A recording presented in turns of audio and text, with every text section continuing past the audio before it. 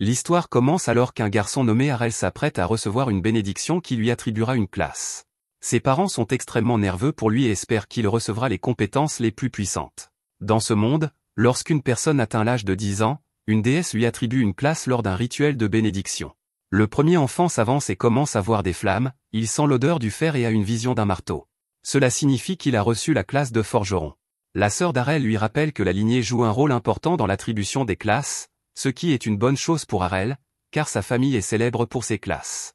Tout le monde l'encourage lorsque vient son tour, et les gens chuchotent à propos des parents d'Harel. Son père est l'archimage Léon, et sa mère est connue sous le nom de princesse épée Farah. Ils ont tous deux des classes avancées, donc les attentes sont élevées pour Harel. Harel ferme les yeux pour se préparer à la bénédiction, mais il ne voit rien.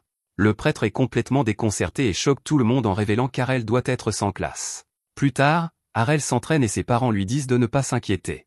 Il est vrai qu'il est sans classe, mais ses parents lui disent qu'ils continueront simplement à travailler après l'âge de la retraite, afin qu'Harel n'ait pas à trouver un emploi. Son père lui assure également que tout ira bien et qu'il n'aura même pas à penser à se suicider.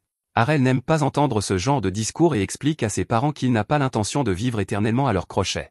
En fait, Harel n'est pas du tout perturbé par cette nouvelle, car il s'entraîne au maniement de l'épée depuis son plus jeune âge. Bien sûr, la vie aurait été beaucoup plus facile pour lui s'il avait obtenu la classe d'épéiste et toutes les compétences qui vont avec, mais Harel n'abandonne pas. Il croit au pouvoir du travail acharné, et le travail était vraiment difficile, car la mère d'Harel ne lui a jamais facilité la tâche. Même sans classe ni compétences particulières, Harel est sûr qu'il réussira. Sa famille se laisse emporter par son enthousiasme cette fois-ci, alors Harel se rend au terrain d'entraînement. Là, quelques enfants s'affrontent, et l'un d'eux fait remarquer que le fait d'avoir des compétences donne l'impression que son corps bouge tout seul. Les gamins se demandent ce que fait Harel, qui n'a pas de classe, alors Harel explique qu'il est simplement là pour s'entraîner comme tout le monde. L'un des enfants snob fait remarquer qu'ils ne s'entraînent pas, qu'ils sont déjà des épéistes grâce à leur classe et qu'ils sont seulement là pour vérifier leurs compétences. Alors qu'Harel les regarde se battre, il explique que la première compétence que les épéistes apprennent est le maniement de base de l'épée, ce qui suffit à transformer des enfants normaux comme eux en combattants très compétents. Harel doit s'entraîner contre l'un d'entre eux, mais les enfants rient de sa demande. Il souligne qu'Harel n'a pas de classe, donc il n'aurait aucune chance contre eux. Harel insiste, alors les enfants, agacés par sa confiance, acceptent son défi. Avant de commencer, cependant, il vérifie d'abord qu'Harel bénéficie de la protection divine. La protection divine est une autre bénédiction reçue de la déesse, mais celle-ci est accordée à tout le monde à la naissance, contrairement aux classes. La protection divine est comme une toile transparente qui protège le corps et absorbe les dégâts, cependant, trop de coups peuvent l'épuiser. En plus de cela, les gens ressentent toujours une certaine douleur. Le gamin est content d'apprendre qu'Harel bénéficie de la protection divine, car cela signifie qu'il peut le tabasser sans le tuer. Harel dit au gamin de se préparer à la même chose, mais ce voyou en a assez de la confiance d'Harel. Il lance la première attaque, mais est surpris quand Harel tient bon. Bien sûr, le gamin continue d'essayer, mais il n'arrive à rien, alors son ami lui dit d'arrêter de s'amuser. Le gamin essaie encore et encore, mais Harel le bloque à chaque fois, alors le tyran dit à son ami qu'il devrait s'allier contre Harel. Les gamins sans caractère l'attaquent en même temps, mais notre garçon Harel aime les défis. Sa mère, la princesse épéiste, a toujours été trop forte pour lui, alors Harel est soulagé de s'entraîner avec d'autres qui sont au même niveau que lui. Harel remarque que les enfants ne sont pas bien coordonnés, ce qui montre clairement qu'ils n'ont pas les compétences nécessaires pour travailler en équipe. Il semble que ces garçons ne représenteront finalement pas un grand défi, alors Harel décide d'en finir. Il élimine facilement l'un des enfants, et lorsque le second se met en colère, il l'élimine également. Harel déclare victoire, mais les enfants refusent de l'accepter. Ils décident tous de recommencer, mais un épéiste roux les en empêche. Il leur fait remarquer que leurs ennemis n'accepteraient pas de telles plaintes sur un vrai champ de bataille, et que les vrais épéistes savent qu'il ne faut pas se comporter ainsi. L'un des enfants est prêt à se battre contre lui aussi, mais les autres expliquent que ce rouquin est quelqu'un d'important. Il s'appelle Ré, et il peut dire qu'Harel a dû hériter d'un talent inné de sa mère, car rien d'autre ne peut expliquer qu'un sans classe soit capable de se battre aussi bien. Cependant, Ré fait remarquer qu'Harel vient juste de battre quelques clochards, et qu'il ne devrait pas prendre la grosse tête. Si Harel veut un vrai défi, il devrait se battre contre lui. Ré dit que de cette façon, il pourra enseigner à Harel, qui n'a pas de classe, ce qu'un vrai épéiste est capable de faire. Les enfants racontent que le garçon est apparenté au chef de la garde, et Ré confirme que son père est le capitaine Evans. À ce moment-là, Harel est surpris en se souvenant de cet Evans, c'est le type qui vient sans cesse chez lui pour demander à sa mère de l'aider à chasser les démons. Harel n'a jamais accordé beaucoup d'importance à cet homme, mais cela ne fait qu'exaspérer Ré. Son père est un maître dans le maniement de l'épée, et c'est un leader puissant qui est respecté partout. Ré est cependant extrêmement agacée, car malgré tout cela, la mère d'Arel est toujours considérée comme la meilleure épéiste du village. Il est désormais clair pour Arel que ce gamin est en colère contre sa mère et qu'il compte se venger sur lui. Mais il n'y a rien à faire, car Arel explique que c'est un fait que sa mère est la meilleure épéiste. Ré explique que les enfants héritent des talents de leurs parents, et qu'il va donc battre Arel pour prouver que sa famille est plus forte. Ré a suivi des cours d'escrime il y a seulement 1 an, mais il s'est déjà entraîné avec son père et a atteint un niveau intermédiaire. Ré est sûr qu'Arel n'a aucune chance de le battre, mais Arel fait remarquer que sa mère l'a également entraîné sans relâche. La discussion terminée, les 2 garçons croisent le fer sous le regard émerveillé des autres enfants. Pour eux, c'est comme un choc entre 2 orages, et ils se demandent si Arel est vraiment sans classe.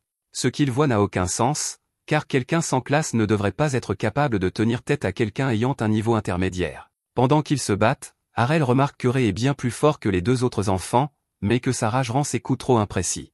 Arel en profite pour trouver une ouverture, mais Ré utilise son double coup de lame pour repousser Arel. Ré est en fait impressionné qu'Arel ait pu bloquer le premier coup à une distance aussi proche, mais Ré a également réussi à porter le deuxième coup. Arel est choqué, car il a beaucoup combattu, mais il ne comprend pas comment Ré a pu attaquer à 2 endroits à la fois. La réponse est simple, comme l'explique Ré, il s'agit d'une technique d'attaque. Le double coup de lame est une technique qui permet de porter 2 coups en un seul mouvement, et quelqu'un sans classe comme Arel ne peut même pas rêver de s'en défendre. Arel rétorque qu'on ne peut pas savoir tant qu'on n'a pas essayé, mais Ré en a assez. Il reconnaît qu'Arel a du cran, mais il ne peut pas aller plus loin.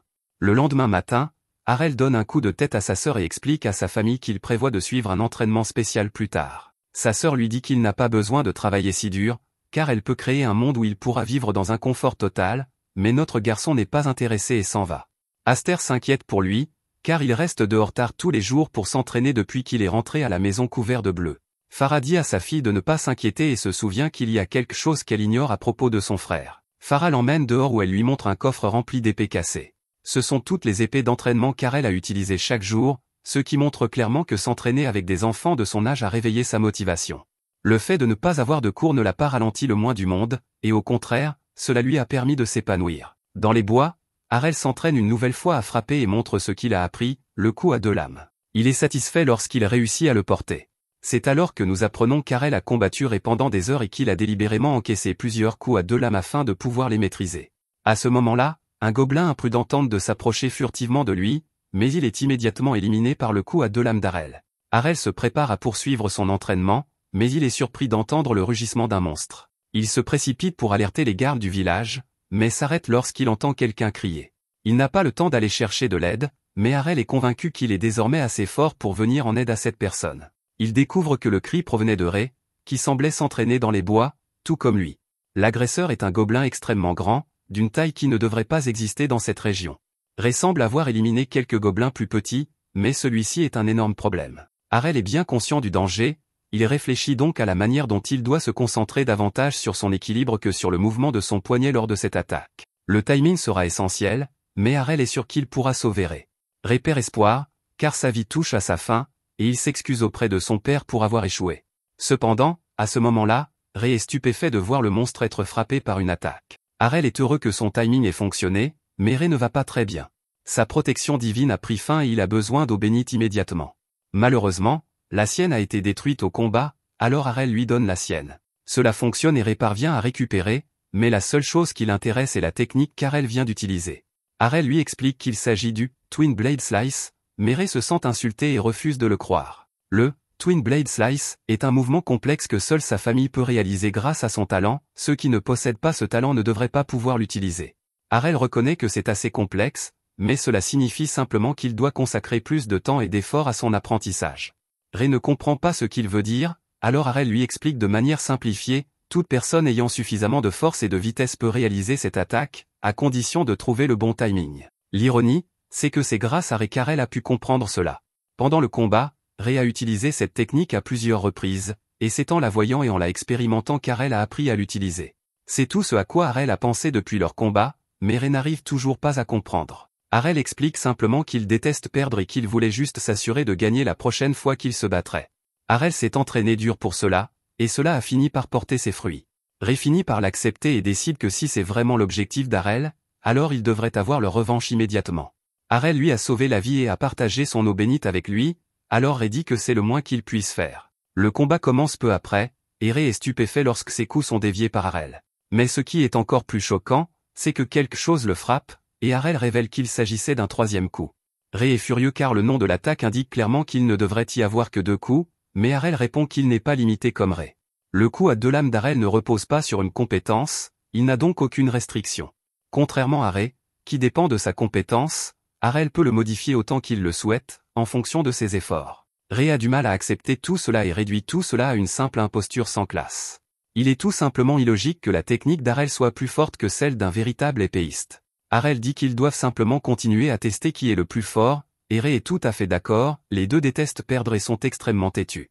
Ré pense qu'il a travaillé aussi dur qu'Harel, sinon plus, et il est sûr que son épée est plus rapide. Ré essaie d'observer attentivement l'attaque afin de voir le troisième coup, mais Harel est tout simplement trop rapide. Harel gagne une fois de plus et fait remarquer que c'est exactement comme leur premier combat, sauf que cette fois, c'est Ré qui est à terre. Tout ce que Ré veut savoir, c'est pourquoi l'épée d'Harel était encore plus rapide, et il se demande si c'est parce qu'Harel y allait doucement avec lui auparavant.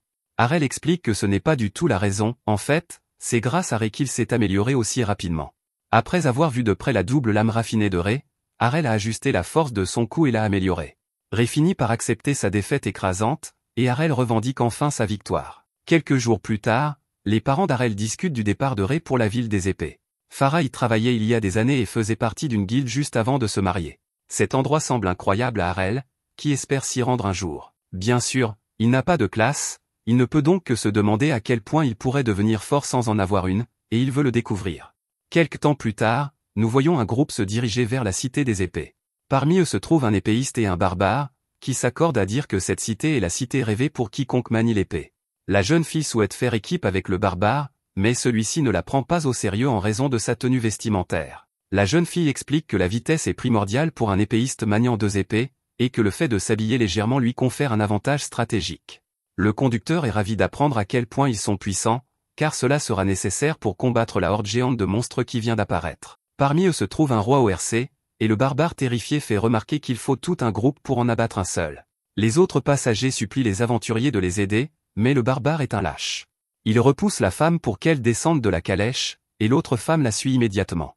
Le conducteur pense qu'ils sont fichus, mais il est stupéfait lorsqu'un de ses passagers s'avance calmement vers les gobelins. Il s'agit d'Harel, qui impressionne les passagers en éliminant facilement une poignée de gobelins. On dirait qu'il disparaît dans les airs, mais le conducteur explique que le garçon doit utiliser une sorte de compétence de téléportation. Cette technique est incroyablement efficace pour éliminer un ennemi à la fois, mais le conducteur se demande ce qu'Harel fera lorsqu'il sera encerclé. Harel a également une réponse à cette question, puisqu'il tourne violemment sur lui-même, éliminant tout le groupe, et le conducteur n'en croit pas ses yeux. Ce gamin vient d'utiliser une technique de contre-attaque que seule la princesse épéiste de classe suprême peut utiliser, appelée « danse des lames ». Cela devrait être impossible, car la princesse épéiste est une classe que seules les femmes peuvent atteindre, ce qui l'amène à se demander qui est ce gamin fou. Sans perdre une seconde, Harel se dirige droit vers le roi des orques. Immédiatement après avoir esquivé son attaque, Harel enfonce profondément son épée dans le crâne de l'ORC, et le combat est terminé. Harel demande poliment au conducteur de poursuivre le voyage, car il souhaite simplement s'entraîner et devenir plus fort. Un enfant ne peut s'empêcher de demander à Harel quelle est sa classe, et Harel stupéfie le groupe en révélant qu'il n'en a pas. Un retour en arrière de 5 ans nous ramène à l'époque où Harel venait d'apprendre le double coup d'épée. La mère d'Harel n'arrivait pas à croire qu'il venait d'utiliser cette attaque et pensait qu'elle devait rêver. Rêver signifierait qu'elle n'avait pas accepté le fait qu'Harel n'appartienne à aucune classe, alors elle se traita de mauvaise mère. Harel lui assure qu'elle ne rêve pas et qu'il a simplement travaillé sans relâche pour reproduire le double coup d'épée tout seul. Harel est impatient de recréer d'autres compétences à force de travail, alors il demande à sa mère de lui montrer ses compétences de princesse épéiste. Il révèle son intention de se rendre ensuite dans la cité des épées pour se tester, et sa mère ne pourrait être plus heureuse. De retour au présent, Harel arrive à la cité des épées. Le conducteur remarque qu'il y a des tonnes de classes avancées dans les environs, et Harel dit au conducteur qu'il en fait partie lui aussi. Le conducteur répond qu'il n'est qu'un simple cocher, mais Harel n'est pas dupe.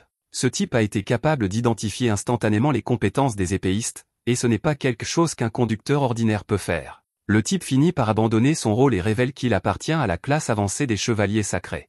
Combattre sans cesse est épuisant, alors il conduit pour se reposer. La plupart des épéistes de la ville participent à des tournois et vivent de leurs gains, mais il faut faire partie d'une guilde pour y participer. Le conducteur recommande donc à Harel de s'y rendre en premier. Cela convient à Harel, car il est venu ici dans le but de combattre les guerriers les plus forts qu'il puisse trouver.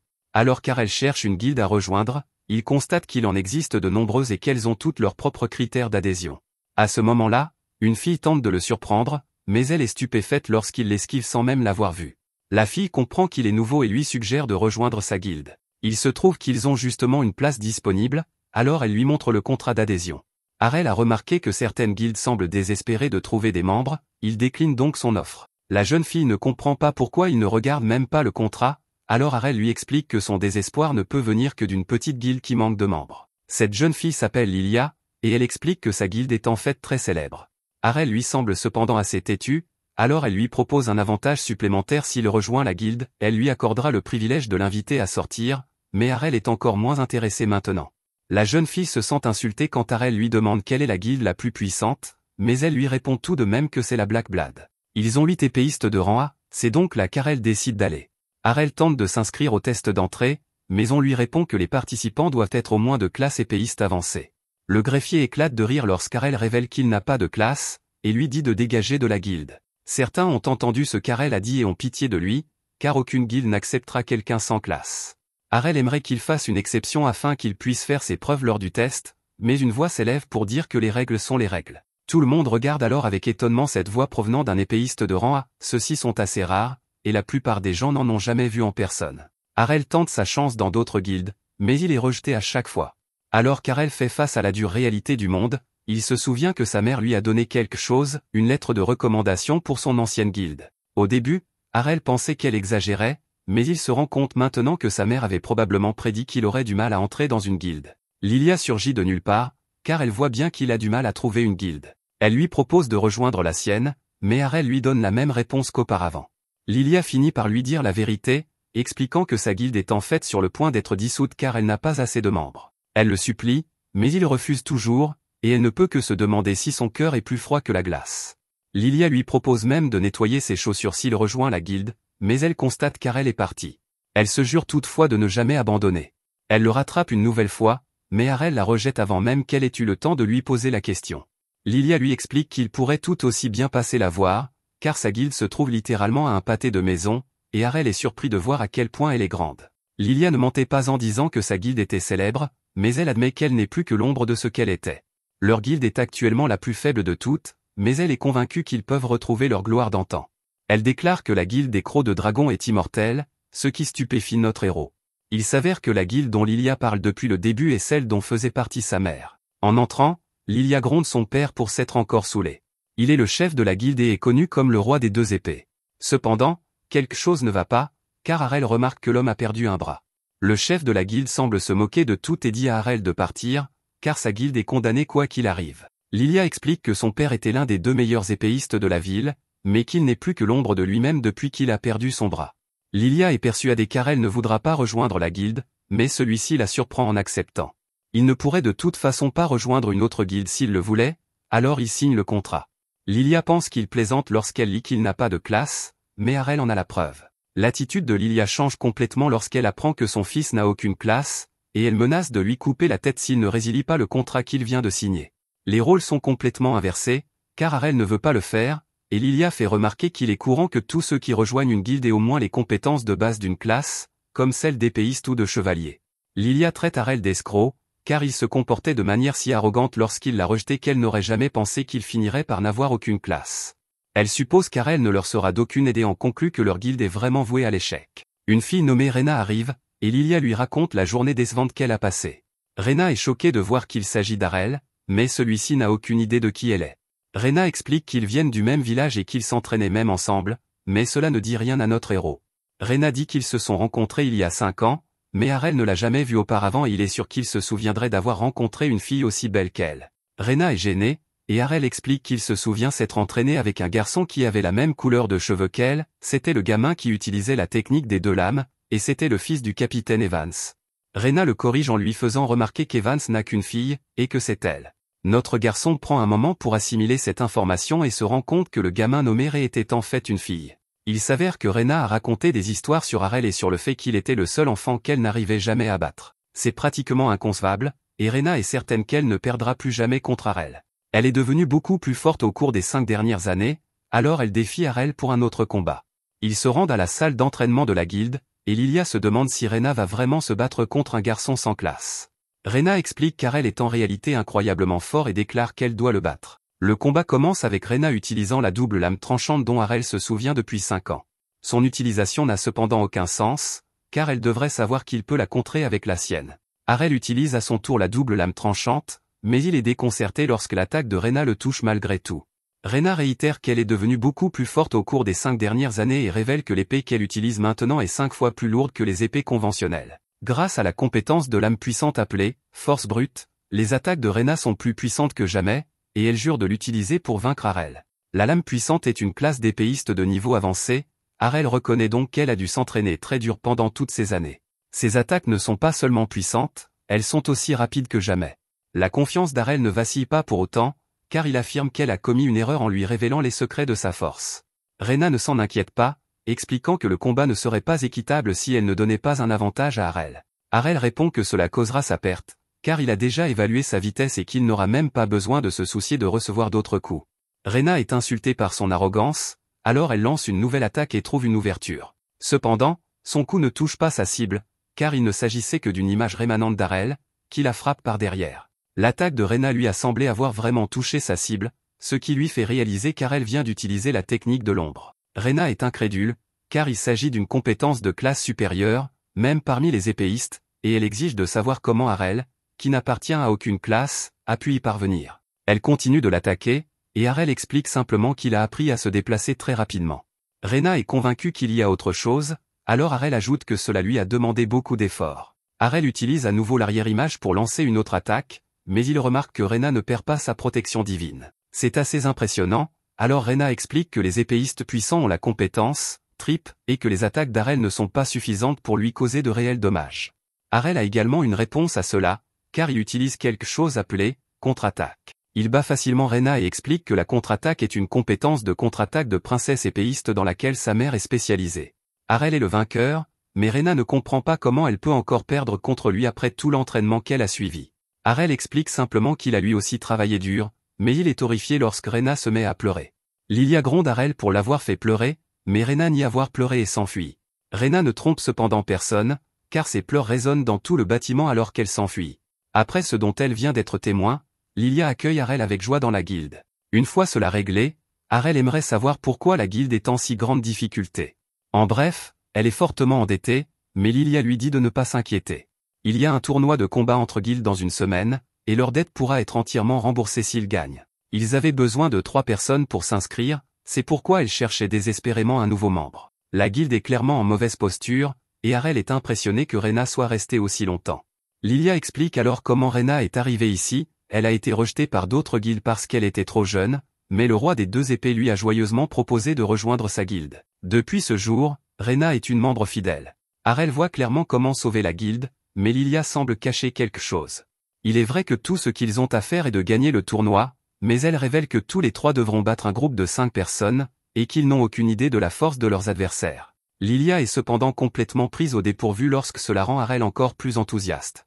Il déclare que combattre des adversaires coriaces est le meilleur moyen d'affiner sa technique, et que c'est la seule raison pour laquelle il est venu dans cette ville. Le lendemain matin, Arel se réveille fier d'appartenir à la même guilde que sa mère. Cela fait longtemps qu'il n'a pas dormi dans un vrai lit, alors il dit aux autres qu'il a dormi comme un bébé. Rein est clairement de mauvaise humeur, ce qui fait comprendre à son fils qu'elle lui en veut encore de l'avoir écrasé à l'entraînement. Lilia fait alors une annonce, soulignant que les dragons fangs ont enfin 3 membres. Ils ont désormais le nombre de personnes requis pour participer à un combat en équipe, et ils vont donc s'inscrire au concours de guilde qui aura lieu ce week-end. Elle leur rappelle que remporter ce concours leur permettra de gagner l'argent nécessaire pour maintenir leur guilde en vie. Le concours se déroule sous la forme d'un tournoi à élimination directe, et la guilde qui n'a plus aucun membre perd. Les équipes de guilde peuvent compter jusqu'à 5 membres, ils devront donc faire de leur mieux à 3. Ils sont fortement désavantagés, mais ils n'ont tout simplement pas le choix. Lilia est cependant assez confiante, car les épéistes de rang A sont assez rares et Lilia et Rena sont toutes 2 de rang B. Arel n'a aucune idée de ce que signifient ces rangs, alors il lui explique qu'il s'agit d'un classement qui indique la force d'un épéiste individuel. Il existe 4 grades au total, et sur les 500 épéistes de la ville, seuls 20 sont de grade A. Arel a réussi à vaincre Rena, donc Lilia pense qu'il est probablement de grade B lui aussi. Avoir 3 épéistes de grade B est un énorme avantage, donc Lilia pense qu'ils peuvent gagner tant qu'ils ne sont pas opposés à un épéiste de grade A. Lilia se souvient que le tableau du tournoi devrait être disponible maintenant, alors elle se précipite pour découvrir contre quelle guilde ils vont se battre. Harel se demande où va Rena, alors elle répond avec colère qu'elle va s'entraîner comme d'habitude. Il s'intéresse à ses capacités, alors Harel lui demande quelles compétences elle possède en tant qu'épéiste puissante. Il connaît déjà la compétence appelée « force brute », alors elle lui révèle son autre compétence. Elle s'appelle « courage » et permet de prolonger la durée de sa protection divine. Ariel est très intrigué par sa capacité à renforcer la protection d'une personne et aimerait pouvoir l'apprendre. C'est alors que notre héros a une idée et surprend Rena en la suppliant de le frapper avec son épée dans son fourreau. Rena n'est pas intéressée par ce genre de choses, alors elle lui dit de trouver quelqu'un d'autre, mais Harel veut qu'elle le fasse et lui dit que c'est une chance pour eux de construire une relation. Rena répond qu'elle ne sait pas comment frapper quelqu'un de manière agréable et qu'elle préfère commencer par quelque chose de plus normal. Il y a clairement un malentendu, alors Harel explique qu'il veut qu'elle le frappe afin qu'il puisse apprendre à reproduire la compétence Gut. Cette compétence consiste essentiellement à être capable d'encaisser un coup, donc le moyen le plus efficace pour l'apprendre est d'encaisser autant de coups que possible lorsqu'il n'est pas sous la protection divine. Rena se demande si Harel est un idiot, car elle lui rappelle que les compétences sont une bénédiction de la déesse. Elles sont spécifiquement destinées aux personnes ayant une classe, et ne sont pas accessibles à tout le monde. Harel s'interroge à ce sujet depuis son enfance, et il se demande comment elle peut en être si sûre. Il lui rappelle qu'il a réussi à apprendre les compétences, Twin Blade Slice, et Shadow, et lui demande de lui donner une chance. Quelques secondes plus tard, ils sont de retour dans la salle d'entraînement où Harel veut voir son épée. Rena doute à nouveau de lui et lui rappelle que son épée est faite sur mesure. Elle est 5 fois plus lourde qu'une épée normale et elle affirme qu'Harel ne pourra jamais la manier. Harel défie alors toute logique en pointant facilement l'épée vers elle. Elle ne comprend pas comment il peut la manier sans la compétence, force brute, alors Harel lui explique qu'il possède en réalité plus que de la force brute. Tout comme Shadow et Twin Blade Slice, ce sont des compétences qu'il a acquises en s'entraînant jour après jour, jusqu'à les maîtriser parfaitement. Harel espère qu'elle est désormais convaincue et se demande si l'effort n'a vraiment aucune importance face au talent. Rena finit par accepter ses capacités et se range à son avis. Si l'effort n'avait aucune importance, elle ne serait encore qu'une épéiste moyenne. Maintenant qu'ils sont sur la même longueur d'onde, Rena accepte d'aider Harel dans son entraînement spécial. Elle n'a pas l'intention de se retenir, donc elle ne veut entendre aucune plainte. Harel apprécie son aide et la fait rougir en lui disant qu'il est fier de partager sa ville natale avec une femme aussi raffinée. Rena n'aime pas qu'on la taquine, alors elle commence immédiatement à le traiter comme un sac de frappe. Quelques heures plus tard, Lilia révèle de toute urgence qu'elle a une mauvaise nouvelle, car elle a découvert qui sera leur adversaire. Malheureusement pour eux, ils devront affronter la guilde actuellement en tête du classement, la Black Blood, qui compte 8 épéistes de rang A. Comme si cela ne suffisait pas, le chef de leur guilde, Georg, est impitoyable. Il se moque qu'il soit une petite guilde et utilisera toute la puissance de sa guilde pour les anéantir. La situation ne pourrait pas être pire, mais Lilia déclare tout de même qu'ils n'ont pas d'autre choix que de gagner.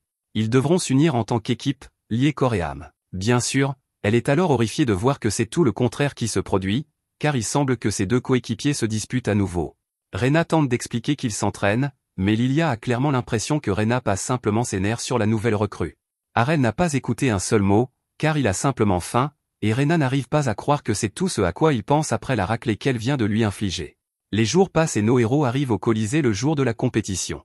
Le premier jour opposera Dragonfang à Black Blood, et les gens autour discutent du match. Il s'avère que personne ne savait que Dragonfang était toujours une guilde, mais cela signifie que le match opposera l'ancienne guilde dominante à la nouvelle. Les gens parient sur la victoire de Black Blood, et Rena doit empêcher Lilia d'essayer de les faire changer d'avis. Harel pense que c'est une bonne chose lorsque Lilia lui explique que les cotes actuelles sont de 20 contre 1, alors elle doit rapidement lui dire que cela signifie que personne ne s'attend à ce qu'il gagne. Cependant, elle dit que cela pourrait être l'occasion idéale pour eux de faire fortune. Ils sont de toute façon complètement ruinés s'ils perdent, alors elle veut doubler la mise sur leur victoire. Lilia révèle alors qu'elle l'a déjà fait sans leur demander leur avis. Elle a contracté un autre emprunt en utilisant leur base comme garantie et a tout misé sur leur victoire. S'ils perdent, ils perdront ce qu'ils auraient perdu de toute façon. Mais s'ils gagnent, leur vie entière sera changée à jamais. Les gens ne les mépriseront plus parce qu'ils sont une guilde pauvre, et ils retrouveront leur gloire d'antan. Rena craint toujours que les choses empirent s'ils perdent, mais Lilia s'en moque et déclare que s'ils tombent, ils tomberont dans un feu de gloire. À ce moment-là, Georg s'approche d'eux, ravi de voir que Lilia fait de son mieux pour maintenir la guilde de son père à flot. Lilia suppose qu'il est là pour les rabaisser, mais Georg dit qu'il est en fait là pour les encourager. Il est attristé de voir qu'une guilde autrefois rivale a connu des moments si difficiles, et il ne souhaite rien de plus que de les voir réussir. Il révèle que c'est ce sentiment qui l'a poussé à leur venir en aide. Il leur a rendu service et a utilisé son influence pour organiser un combat entre leurs guildes. Lilia est furieuse car ce n'est pas un combat équitable, mais Georg lui explique qu'un combat entre l'ancienne et la nouvelle guilde attirera beaucoup d'attention sur eux et leur offrira une occasion en or de gagner beaucoup d'argent. Bien sûr, il précise que cela ne vaut que si l'on parie sur le bon gagnant, et que la guilde de Lilia n'a aucune chance de battre ses épéistes de rang A. Georg éclate d'un rire maléfique, mais Lilia lui assure que son équipe va gagner. Il s'en va, et Harel, toujours observateur, a le sentiment que ce type ne souhaite pas vraiment les voir gagner. Rena a le même sentiment, car il est clair que Georg veut complètement anéantir leur guilde. Quelques instants plus tard, le match commence enfin. Georg ne figure pas sur la liste des participants, alors Harel se demande s'ils vont y aller doucement, mais Lilia lui rappelle que toute leur équipe est composée d'épéistes de rang A. Ils ne se retiennent pas, et Rena fait remarquer que leur composition est encore plus agressive que d'habitude. Harel les surprend cependant, car il n'est pas inquiet et est plutôt impatient de voir des techniques intéressantes. Pour le premier match, le membre de Black Blood nommé Gio est appelé sur scène, et il déclare qu'il va anéantir lui-même toute l'équipe ennemie. Quant au dragon fan, l'annonceuse est choquée lorsqu'elle réalise qu'ils vont envoyer Harel, qui n'appartient à aucune classe. Tout le public est stupéfait et pense que le fait qu'il n'appartienne à aucune classe doit être une erreur. Gio n'arrive pas à croire qu'ils doivent combattre un perdant sans classe, car c'est une énorme perte de temps pour un combattant de rang A comme lui. Le match commence, et la foule explose de joie lorsque Gio utilise son dash instantané pour enfoncer Harel avec sa technique de coup critique. Lilia est horrifiée pour son ami, mais Rena lui dit de regarder attentivement. Il s'agissait en fait de la technique de l'ombre d'Harel, mais Gio n'est pas un idiot. Il connaît cette technique, et devine donc que le vrai Harel se trouve derrière lui. Malheureusement, ce n'est qu'une autre image rémanente, et pour aggraver les choses pour Gio, Harel parvient à donner l'impression qu'il y en a deux en même temps. Gio ne s'inquiète pas pour autant, car il prévoit de les attaquer tous les deux avec Blink Dash, mais il est stupéfait lorsqu'il voit un autre Harel derrière lui. Gio combat rapidement les trois, mais le quatrième Harel apparaît de nulle part pour le transpercer, et Harel dit qu'il était le vrai depuis le début. Gio est fini, car il n'aurait jamais pensé que quelqu'un puisse créer trois images rémanentes, mais Harel dit que ce n'est rien.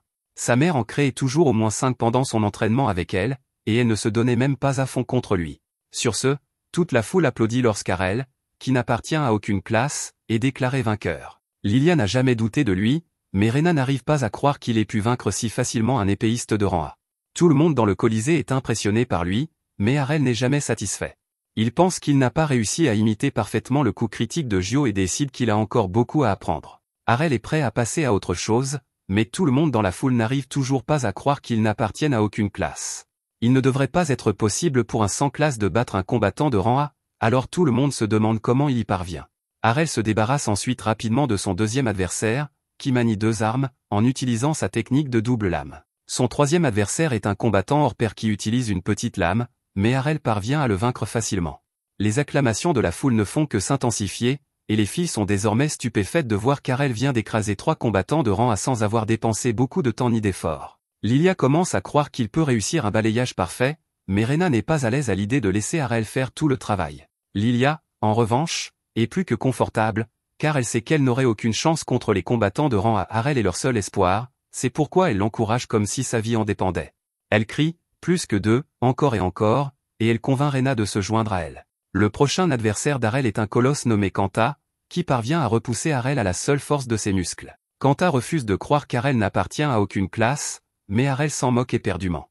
Il est plus intéressé par le combat lui-même, car les épéistes équipés d'un bouclier comme celui-ci sont difficiles à battre. Il ne parvient pas à porter de coups critiques à Kanta, alors Harel décide qu'il devra épuiser sa protection divine petit à petit.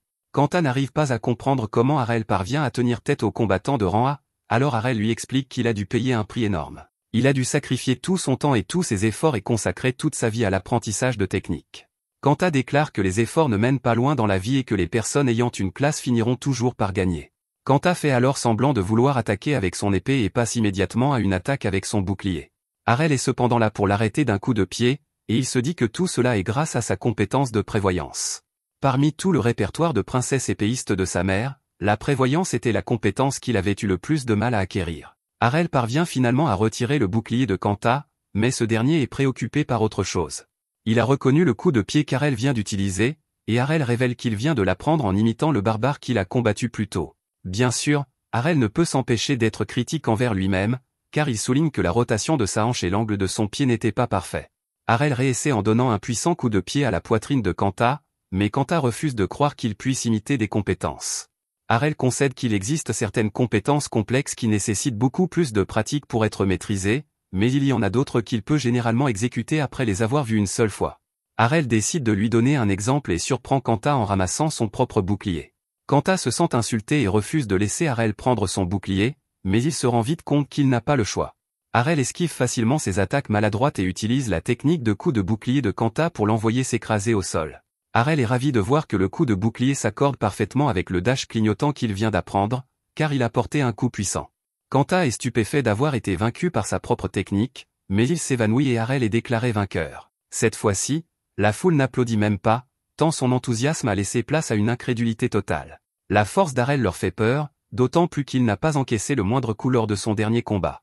Ils sont désormais encore plus sceptiques quant au fait qu'Harel n'appartienne à aucune classe et sont convaincus qu'il s'agit d'une erreur. Leur incrédulité se transforme rapidement en rage lorsqu'ils pensent que la direction a commis une erreur, et ils exigent la disqualification d'Harel. C'est alors que l'annonceur révèle que les administrateurs du tournoi viennent de prendre une décision sans précédent. Ils vont divulguer publiquement l'identifiant de classe d'Harel afin que tout le monde puisse constater la vérité par lui-même. Harel ne s'y oppose pas, car il souhaite simplement continuer à se battre. Les organisateurs sortent donc une boule de cristal pour confirmer que son identifiant de classe est légitime. Le test confirme qu'Harel est certifié sans classe, ce qui signifie que la foule est témoin d'un événement sans précédent. L'outsider sans classe réalise l'impossible, et le public éclate à nouveau en applaudissements tonitruants. Les filles sont de plus en plus convaincues qu'Harel peut remporter le tournoi à lui seul, et Lilia regrette que Rena ne lui ait pas dit plus tôt à quel point Harel était fort. Si elle l'avait fait, elle aurait pu vendre encore plus de produits et contracter davantage de prêts. Rena dit qu'elle ne pensait pas non plus qu'Harel pourrait aller aussi loin, et elle se demande quel genre d'entraînement il a suivi ces 5 dernières années. Lilia se rend compte qu'elle va devoir se préparer pour ce qui se passera après le combat. Rena suppose qu'elle parle d'une fête d'après-combat, mais elle est stupéfaite lorsque Lilia révèle qu'il s'agit de se marier avec Harel. Lilia a pris la décision de l'épouser, même s'il perd et doit fuir les usuriers qui se lanceront à leur poursuite. Il est désormais clair pour elle que la renaissance de la guilde est plus que possible tant qu'elle parvient à retenir Harel. À ce moment-là, on annonce que le dernier épéiste de la Lame Noire va maintenant entrer en scène. Il s'agit du maître épéiste Masa, et Harel est stupéfait de voir que cet homme manie une épée courbée à la lame fine. C'est un katana, et Rena explique que Masa est un samouraï de classe avancée. Rena n'en a jamais vu auparavant, et Lilia n'a jamais entendu parler de cet homme comme étant membre de la Lame Noire. Cet homme est manifestement très dangereux, et il est l'arme secrète de la Lame Noire. Le combat commence, et Harel est pour la première fois sur ses gardes, car il sent à quel point Masa est dangereux sans même avoir dégainé son épée. Harel comprend immédiatement qu'il est trop risqué de s'approcher, et Masa le félicite pour son sens de l'observation. Masa révèle qu'il savait déjà qu'il ne pourrait pas gagner avec des attaques normales, et que son plan était donc d'attirer Harel vers lui.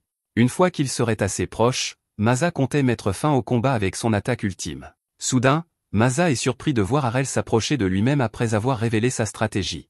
Il dit qu'Harel est en train de creuser sa propre tombe, mais Harel fait remarquer qu'ils sont dans une impasse tant qu'il ne fait pas le premier pas. Plus important encore, Harel veut voir son attaque ultime. Masa est extrêmement intrigué par Harel, mais malheureusement, il lui révèle qu'il lui sera impossible de voir son attaque ultime. Au moment où il l'activera, Harel se retrouvera simplement face contre terre. Cela ne fait qu'exciter davantage Harel, qui explique qu'il a également confiance en sa propre vitesse. Au fond de lui, cependant, Harel ne peut s'empêcher de penser à quelque chose. Masa n'a toujours pas dégainé son épée, il en déduit donc que la technique ultime doit commencer ainsi. Harel ne peut même pas imaginer ce que cela pourrait être, il décide donc de commencer par une image rémanente. Il rejette cependant rapidement cette idée lorsqu'il se rend compte que la perception de cet homme est si aiguë qu'il la verrait immédiatement. Au final, le combat commencera dès qu'il entrera dans le champ d'action de Masa, et celui qui sera le plus rapide l'emportera. Harel fait un dernier pas, obligeant Masa à utiliser son attaque ultime, mais il est stupéfait quand Harel disparaît. Masa est certain qu'Harel n'était pas une image rémanente à ce moment-là, ce qui signifie qu'Harel s'est déplacé plus vite que sa lame. Harel apparaît de manière surprenante derrière lui et félicite Masa pour sa rapidité.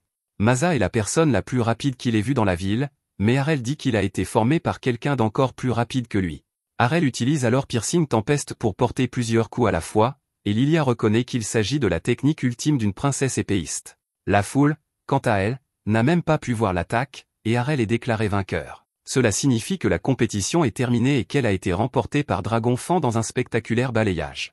Bien sûr, certaines personnes dans la foule sont furieuses, car beaucoup d'entre elles avaient parié sur la victoire de Black Blood, le favori, mais les filles ne pourraient pas être plus heureuses. Lilia remercie vivement Harel pour tout, mais il n'est pas du genre à faire la fête. Lilia n'en revient pas qu'il ait esquivé son étreinte, alors Harel explique que l'habitude de l'esquiver les gens qui se jettent sur lui. Lilia n'est toutefois pas contrariée, car leur guilde est désormais sauvée et ils ont en plus gagné beaucoup d'argent. Rena semble également prête à l'étreindre, mais elle se reprend et explique qu'elle s'est simplement laissée emporter par l'excitation.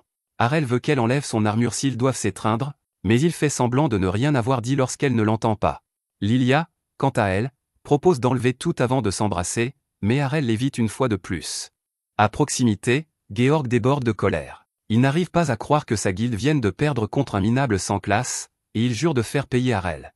Ce soir-là, nos héros célèbrent leur victoire durement gagnée. Le festin est somptueux, et Lilia déclare qu'il n'y a rien de tel qu'un verre pour fêter une victoire. Harel n'arrive pas à croire quel est l'âge légal pour boire, et ses deux autres héros doivent se contenter de jus de fruits. Lilia aimerait toujours épouser Harel et lui dit d'arrêter d'être si timide. Harel la rejette pour la 100e fois et explique que cela n'a rien à voir avec la timidité. Lilia lui rappelle qu'elle est une femme plus âgée, prête à prendre soin de lui. Mais Harel répond qu'il préférerait épouser quelqu'un comme Rena. Bien sûr, les deux filles sont stupéfaites par cette déclaration audacieuse, mais Rena ne le croit même pas. Elle lui dit de trouver un meilleur mensonge pour repousser Lilia, mais Harel insiste sur le fait qu'il dit la vérité. Il se demande pourquoi Rena ne le croit pas, alors elle lui révèle que les gens ont toujours dit qu'elle se comportait comme un dur. Sa vieille coupe de cheveux garçonne n'aidait pas plus que le fait qu'elle manie toujours l'épée. Même Harel pensait qu'elle était un garçon, et Rena admet qu'elle n'a aucun charme féminin. Harel regarde certains de ses charmes féminins et ne peut s'empêcher de la contredire. Mais cela n'a pas d'importance, car Rena lui rappelle qu'elle aspire à devenir la plus forte épéiste et qu'elle n'a pas le temps de se soucier de sa féminité. Pendant ce temps, Lila est complètement choquée par l'inconscience de Rena.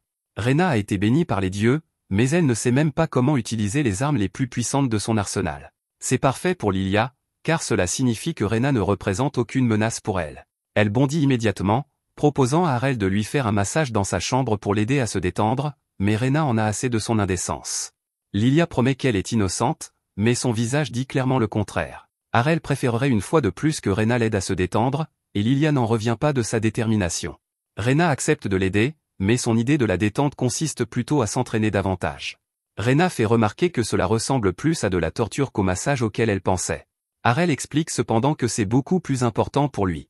Être poussé physiquement au bord de la mort est le seul moyen pour lui de maîtriser la technique du gut. S'il veut apprendre cette technique, il doit subir des coups comme personne n'en a jamais vu. Harel dit qu'il ne peut pas y arriver sans l'aide d'un ami à la fois compétent et digne de confiance. C'est là que Rena entre en jeu. Rena est flattée qu'il la considère comme digne de confiance, mais le frapper à plusieurs reprises alors qu'il est sans défense est assez brutal. À ce moment-là, le père ivre de Lilia arrive pour demander à tout le monde de faire moins de bruit afin qu'il puisse enfin s'endormir, et il exige de savoir ce qui cause tout ce remue-ménage. Il suppose qu'ils s'entraînent par frustration parce qu'ils viennent d'être écrasés lors du tournoi, mais Lilia révèle qu'ils ont en fait remporté leur match contre les Black Blood. C'est impossible à croire si on ne l'a pas vu de ses propres yeux, alors il suppose que les Black Blood ont dû envoyer leurs débutants contre eux. Lilia le corrige rapidement, expliquant que tous leurs adversaires étaient en fait des combattants de rang A. Son père a du mal à y croire, mais son incrédulité ne fait qu'empirer lorsque Lilia révèle qu'Harel a en fait battu tous leurs adversaires à lui seul.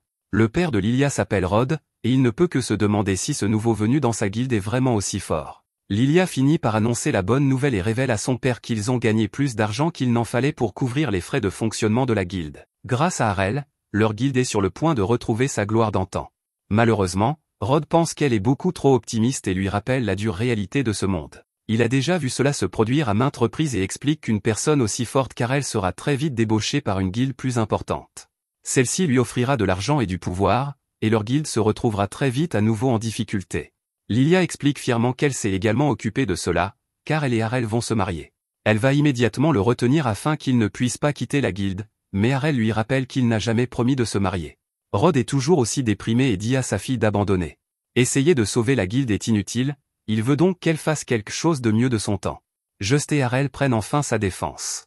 Il dit que même si Lilia est peut-être une idiote sans aucune intelligence, elle vaut toujours mieux qu'un loser qui abandonne et ne fait rien. Rod est insulté par cette attaque manifestement directe, mais Harel ne peut que se demander quand Rod va cesser de broyer du noir et commencer à agir en fonction de son âge. Harel fait remarquer que Rod peut toujours manier l'épée avec son seul bras restant, mais cela met Rod hors de lui. Il s'empare agressivement d'Harel et affirme qu'il ne sait absolument rien de sa situation, quelqu'un comme lui, qui appartient à la classe des doubles épéistes et qui ne peut pas manier deux épées, ne dispose plus que d'un tas de compétences inutilisables. On n'a qu'une seule chance d'acquérir une compétence, donc sans pouvoir utiliser la sienne, Rod se dit désormais complètement inutile. Harel admet ne pas connaître sa situation exacte, mais il a lui aussi connu des difficultés.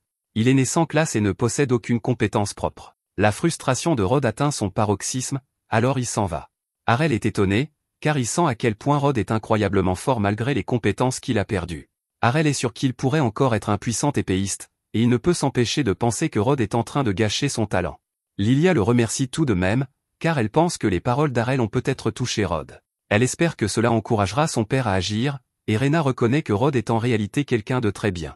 Il lui suffit de retrouver sa passion pour se remettre en selle en un rien de temps. Arel attend cela avec impatience, car il aimerait que Rod lui enseigne certaines de ses techniques. Rod n'est peut-être plus au sommet de sa forme, mais Arel est convaincu qu'il a encore beaucoup à apprendre d'un épéiste double comme lui. Il est désormais évident qu'Arel ne pense qu'à acquérir autant de compétences que possible, alors Lilia lui suggère d'essayer d'aller dans un donjon. Rena est choquée d'apprendre qu'il ne sait même pas ce que c'est, alors les filles lui expliquent qu'il y a un énorme donjon sous Sword City et que c'est un endroit rempli de pièges. Les donjons regorgent également de toutes sortes de monstres, ce qui rend Arel impatient d'y aller.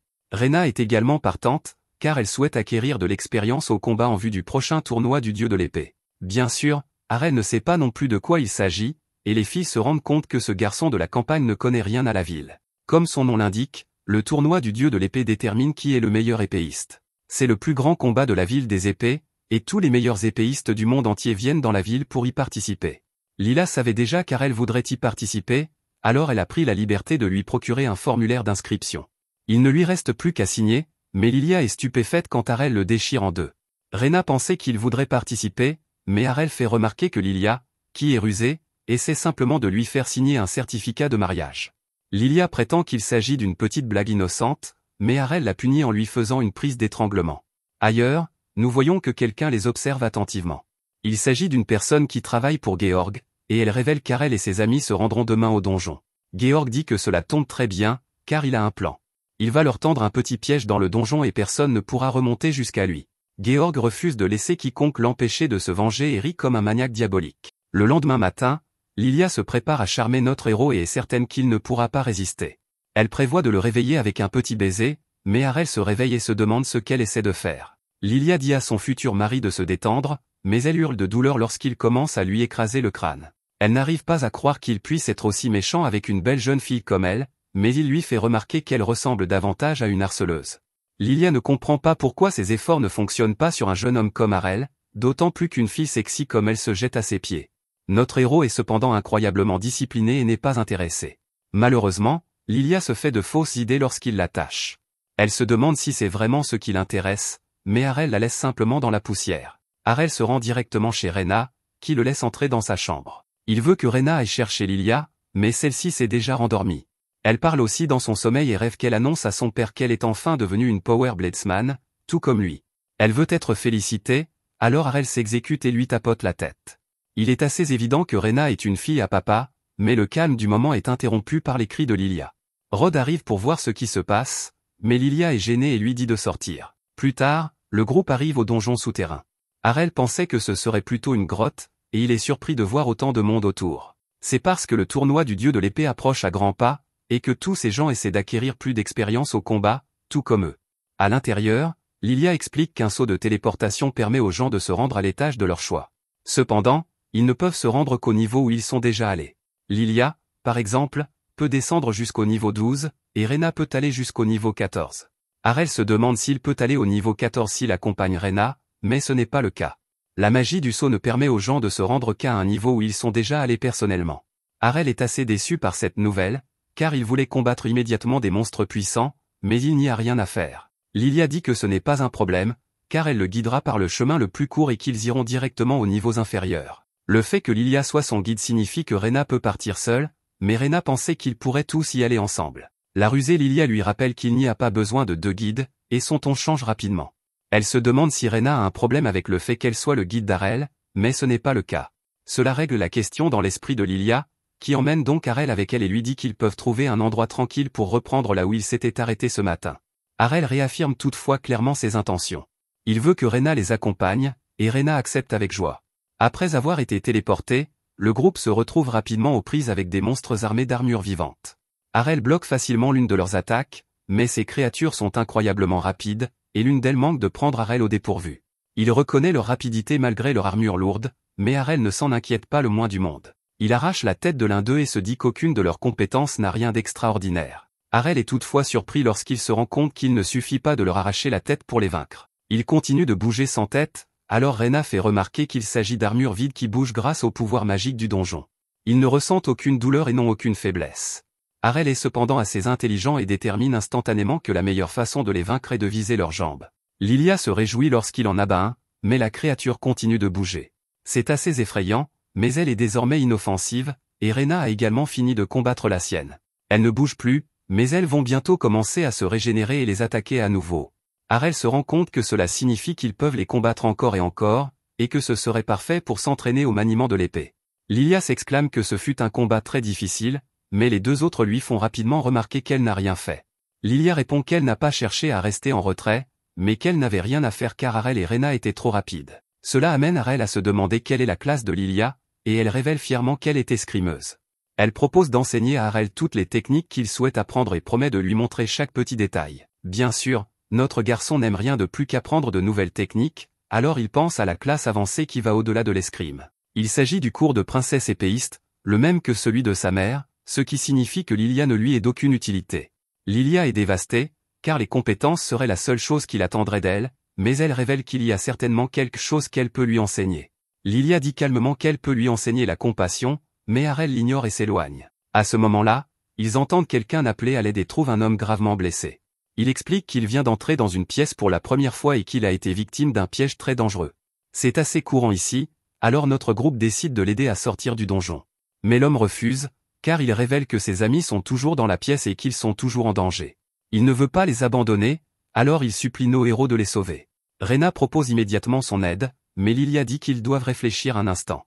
Rena est d'accord pour dire qu'ils doivent élaborer un plan, mais ce n'est pas ce que Lilia voulait dire. Au contraire, Lilia montre une fois de plus qu'elle est une personne horrible en voulant négocier avec le garçon. Elle déclare qu'il ne devrait pas faire quoi que ce soit sans compensation adéquate, et Arel n'arrive pas à croire que c'est la même personne qui allait lui enseigner la compassion.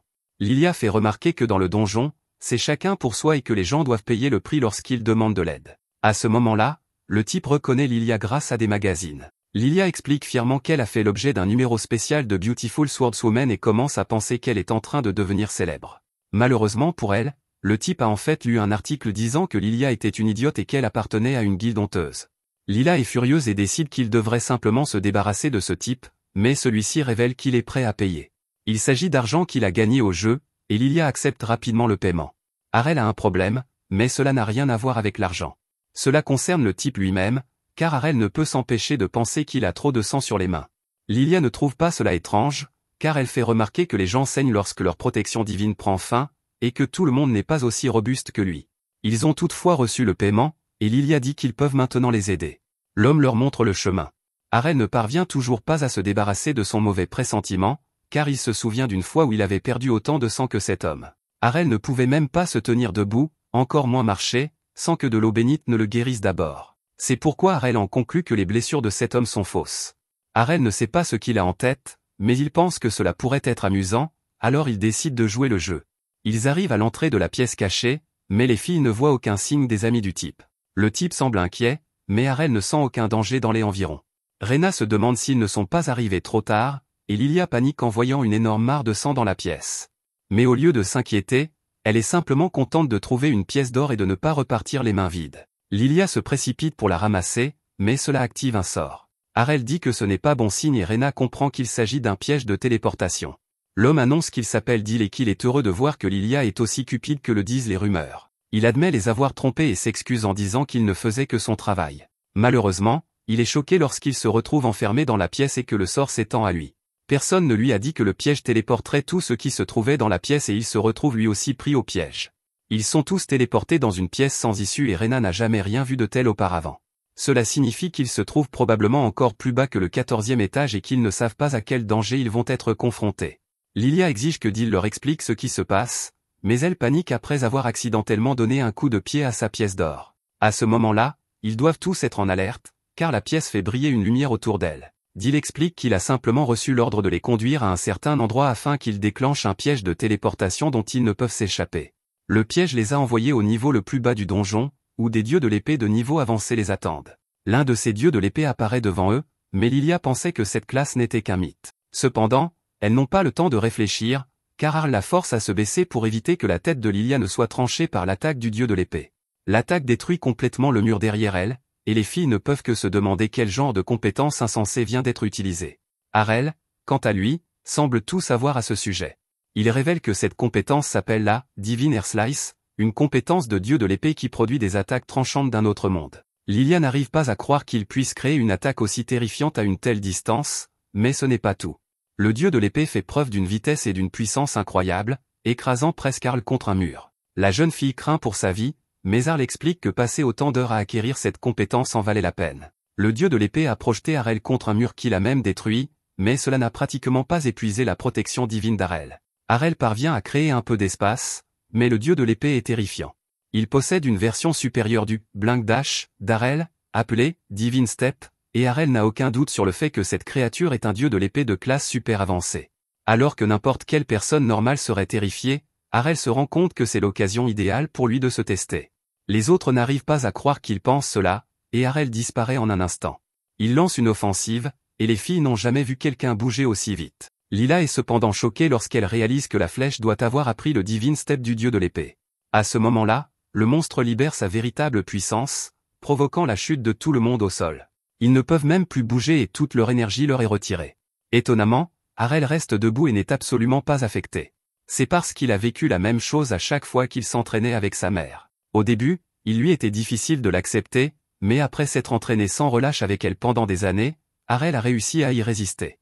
Sa mère a été impressionnée lorsqu'il a finalement réussi à ne pas s'effondrer sous l'immense pression de son pouvoir, mais Arel a admis que cela n'avait pas été facile. Il avait toujours l'impression qu'il pouvait s'écrouler à tout moment, et il lui fallait toute son énergie pour rester debout. Sa mère lui a ensuite enseigné davantage sur la technique qui se cachait derrière. Elle lui a expliqué qu'après avoir utilisé une technique de présence divine pour figer son adversaire, on utilisait généralement une autre technique appelée « rupture infinie », juste après. Elle lui avait déjà montré cette attaque et Arel s'en souvenait comme d'une attaque terrifiante à grande vitesse. Arel a fait remarquer qu'il n'aurait aucun moyen de se défendre contre cette attaque, car il lui fallait déjà toute son énergie pour rester debout, mais sa mère s'en moquait. Elle était implacable lorsqu'elle l'entraînait, mais elle lui promit d'essayer d'y aller doucement cette fois-ci. Arel ne tarda pas à lui rappeler qu'elle était vraiment mauvaise pour ajuster la force de ses attaques, mais elle lui assura qu'elle ferait attention.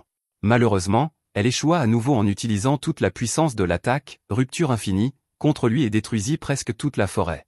Arel remercie cependant sa mère, car son entraînement intensif l'avait préparé à ce moment précis. Il voit l'attaque infinie que le monstre s'apprête à utiliser, alors il le distrait avec la pièce d'or de Lilia.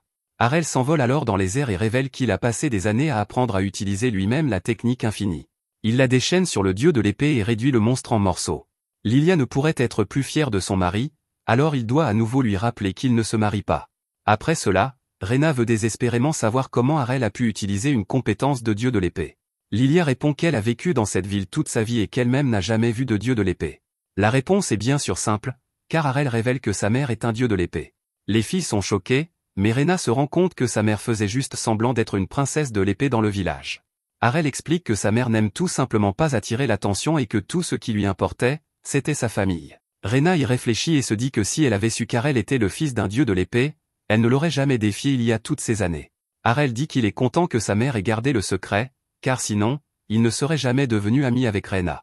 Rena est prise au dépourvu, mais Lilia gâche leur petit moment en leur rappelant qu'ils doivent trouver un moyen de s'échapper. Une nouvelle lumière apparaît, ce qui enthousiasme Arel à l'idée d'affronter un autre adversaire puissant, mais cette fois-ci, il s'agit d'un sort de téléportation.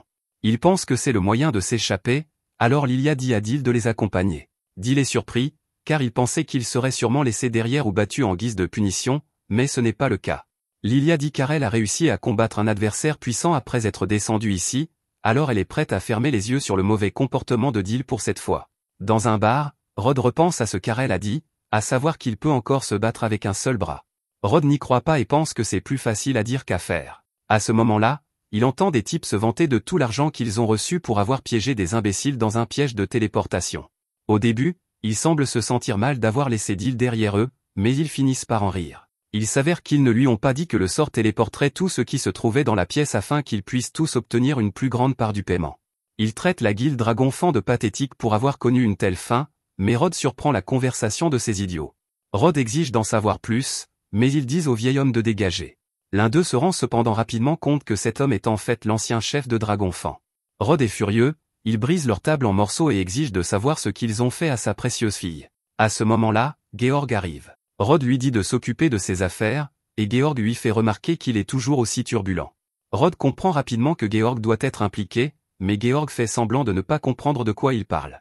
Il dit qu'il est en fait juste là pour donner une nouvelle à Rod par pure gentillesse. Certains membres de la guilde de Georg ont vu Lila et ses amis entrer dans une pièce cachée dangereuse dans le donjon, alors il est venu en informer Rod. Rod n'est pas dupe, cependant, et dit avec colère que le fait que Georg lui ait pris son bras ne semble pas lui avoir suffi. Georg veut aussi prendre sa fille. Rod tente de l'attaquer dans un accès de rage, mais celui-ci l'esquive. Le monde de Rod s'écroule alors qu'il appelle sa précieuse Lilia, mais il est stupéfait lorsqu'elle arrive au bar. Elle et ses amis sont là pour faire la fête, mais Rod est simplement heureux de la voir en vie. Georg est horrifié, cependant, et Lilia dit que c'est de sa faute s'ils ont failli perdre la vie.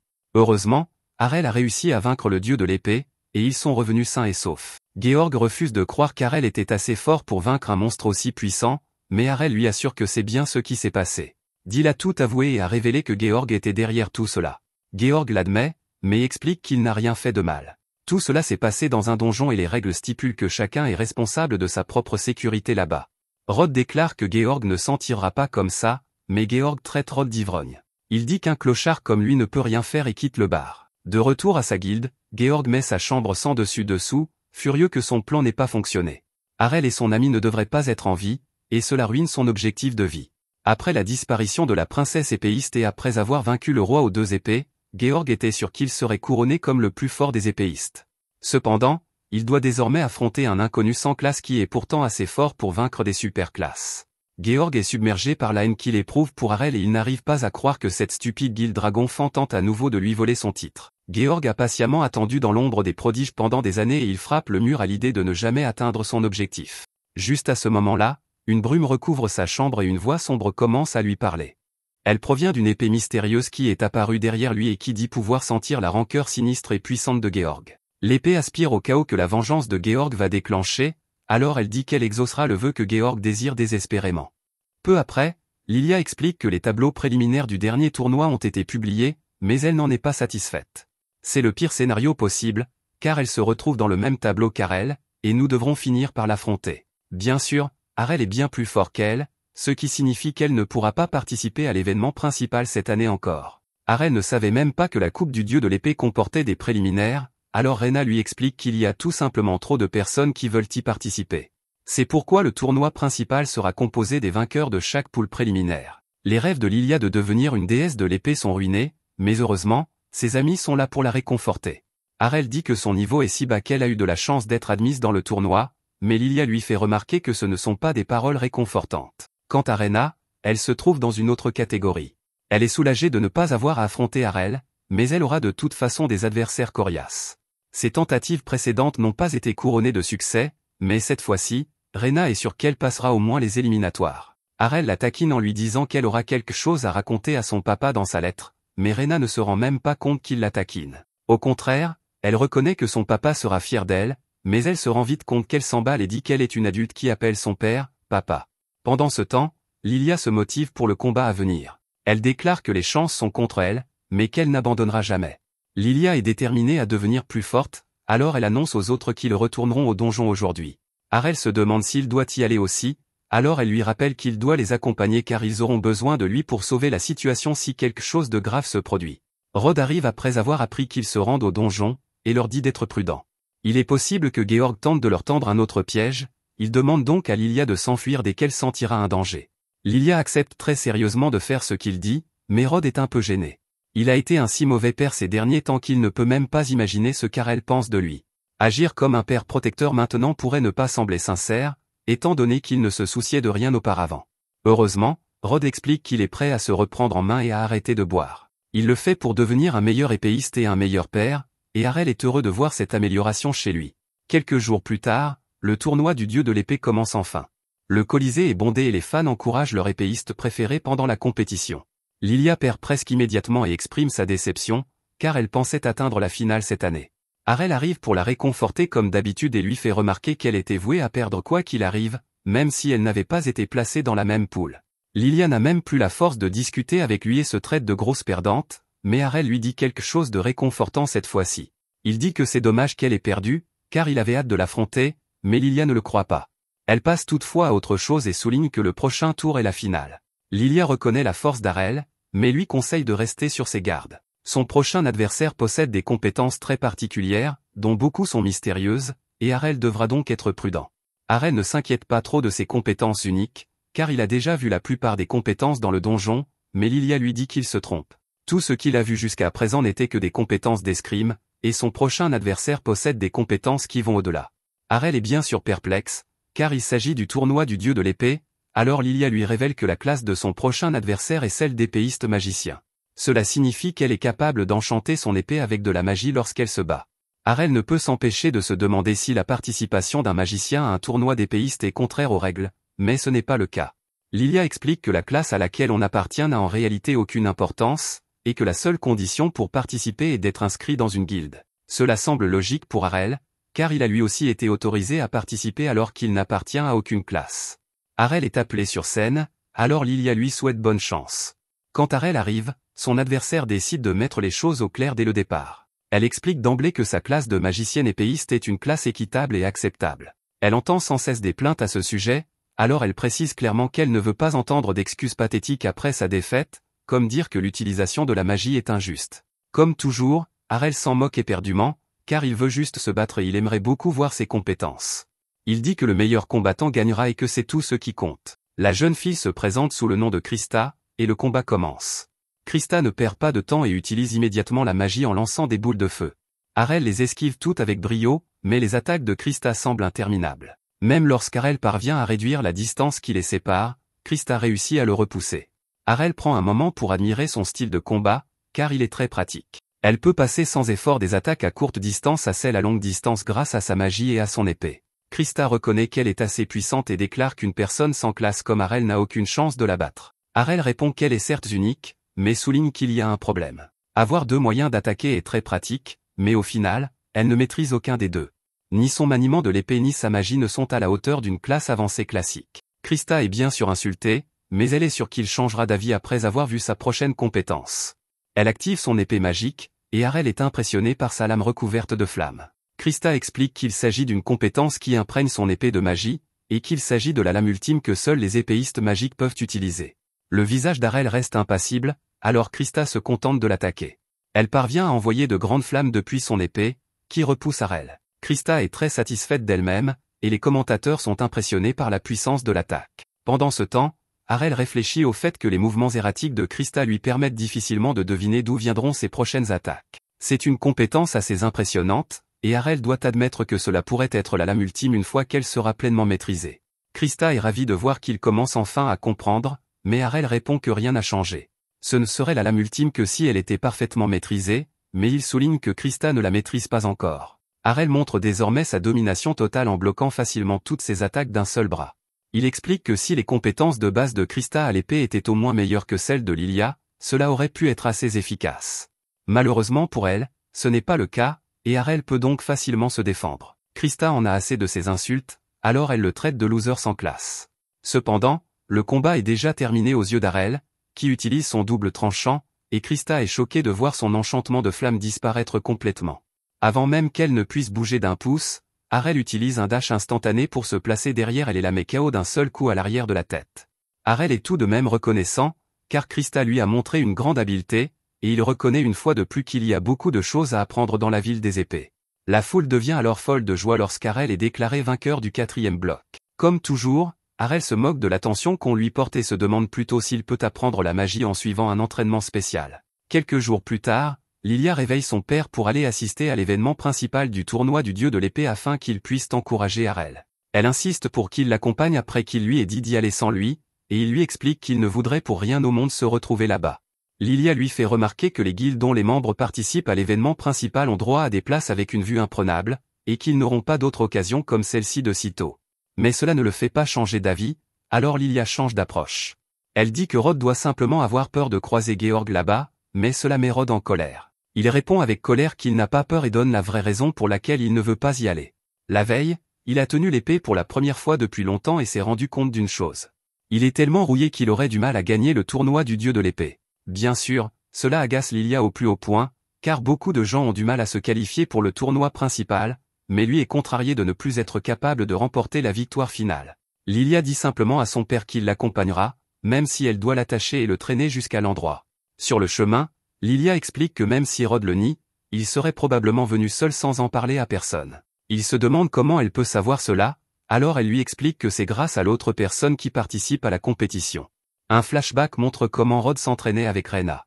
Rena avait beaucoup de mal à le battre, mais Rod lui disait toujours qu'elle était meilleure que la veille. Rena était toujours ravie de l'entendre, et Rod lui rappelait sans cesse de continuer à se dépasser. Lilia est persuadée que Rod adore voir les membres de sa guilde gravir les échelons, et qu'il ne manquerait pour rien au monde la participation de Rena au tournoi. C'est parce qu'elle est son élève depuis le plus longtemps, et Rod ne peut le nier. Au lieu de cela, il se contente de faire remarquer que Lilia est devenue très semblable à sa mère. Dans le Colisée, Rena tremble de nervosité, et Harel l'embarrasse en lui demandant si elle va bien.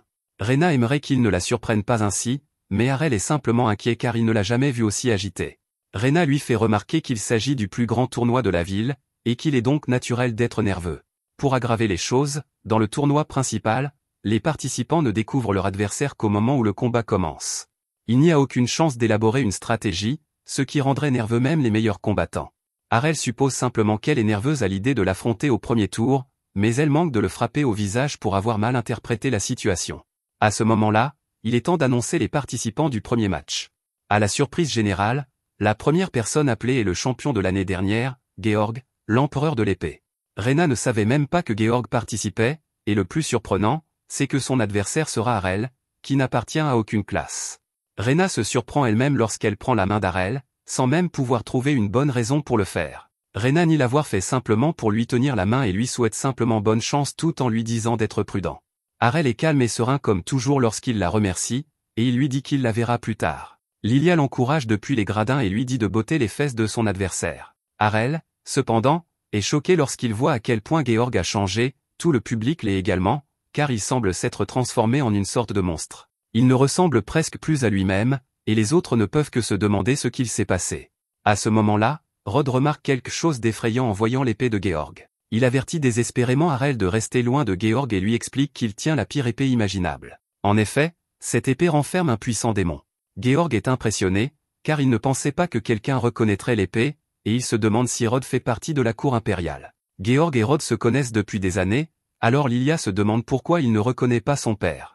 Rod sait pourquoi et explique que Georg a été possédé par le démon scellé à l'intérieur de l'épée. La légende raconte que la lame utilisée par le dieu de l'épée pour éliminer le démon était maudite par une rancune. Elle était censée être conservée sous bonne garde dans le dépôt royal, il se demande donc comment elle a pu arriver ici. Le démon rit en soulignant que le sceau qui le retenait a simplement été brisé. Il a attendu des centaines d'années jusqu'à ce que tous ceux qui se souvenaient de lui soient morts et que son histoire soit tombée dans l'oubli. Il savait que quelqu'un finirait par rechercher son pouvoir, il n'avait donc qu'à attendre qu'il vienne le libérer. Cette personne était Georg, mais il est parti depuis longtemps, et le démon se présente sous le nom de Durgilda. Son heure est enfin venue, et il compte bien en profiter pour semer autant de chaos que possible. Rena a déjà entendu parler de Durgilda, et elle fait remarquer que c'est un nom qu'elle devrait reconnaître grâce à ses cours d'histoire. C'est un démon qui aurait été invoqué par une divinité maléfique dans les temps anciens. À l'origine, on pensait qu'il s'agissait d'un mythe, mais il est désormais clair que tout cela était vrai. Le public se souvient également de la légende et est terrifié, car c'est lui qui a exterminé d'innombrables personnes dans la ville. Le démon a été impitoyable, mettant fin à des milliers de vies, et toute la foule se précipite hors du Colisée, craignant pour sa vie. Durgilda ne pourrait être plus satisfait, car les cris de peur et de désespoir sont une musique pour ses oreilles. Malheureusement, cela ne suffit pas à compenser les siècles d'ennui qu'il a endurés, alors il en veut plus.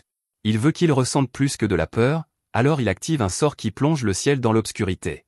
Mais ce n'est pas tout, car cela crée également une barrière dans le Colisée qui empêche quiconque de sortir. La foule supplie qu'on la laisse sortir, mais il n'y a aucun espoir. Tout cela est l'œuvre du démon, mais Lilia se demande s'il est vraiment capable d'accomplir quelque chose d'aussi puissant. Durgilda continue de se délecter des cris, affirmant qu'il n'aime rien de plus que d'entendre leurs pleurs pathétiques pendant qu'il les massacre. Il est cependant choqué de voir qu'Harel est toujours debout devant lui. Il n'a aucune idée de qui est cet enfant, alors il traite Harel d'imbécile qui semble toujours vouloir le défier malgré sa puissance suprême. Durgilda se demande si Harel a perdu la tête ou, plus probablement, s'il ne se rend tout simplement pas compte à quel point un démon comme lui est hors de sa portée. Harel répond qu'il n'en est rien, car il a simplement sorti son épée parce qu'il est convaincu de pouvoir vaincre Durgilda. Durgilda trouve cela amusant, alors Harel lui rappelle qu'il y a longtemps, il a été battu par le dieu légendaire de l'épée. Cela signifie que Durgilda n'est pas invincible comme il semble le croire. Durgilda admet avoir été tué par un dieu de l'épée, mais cela n'a pas grande importance. Il explique que, d'après ce qu'il peut voir dans l'esprit de Georg, le dieu de l'épée qu'il a vaincu n'est plus de ce monde. Il est mort il y a longtemps, Il n'y a donc plus personne capable de le vaincre. Harel n'est pas du tout impressionné par ce démon, car il dit qu'il y a 2 points sur lesquels il doit le corriger. Premièrement, un dieu de l'épée existe toujours. Deuxièmement, même s'il n'est pas lui-même un dieu de l'épée, Harel est convaincu qu'il peut encore battre Durgilda.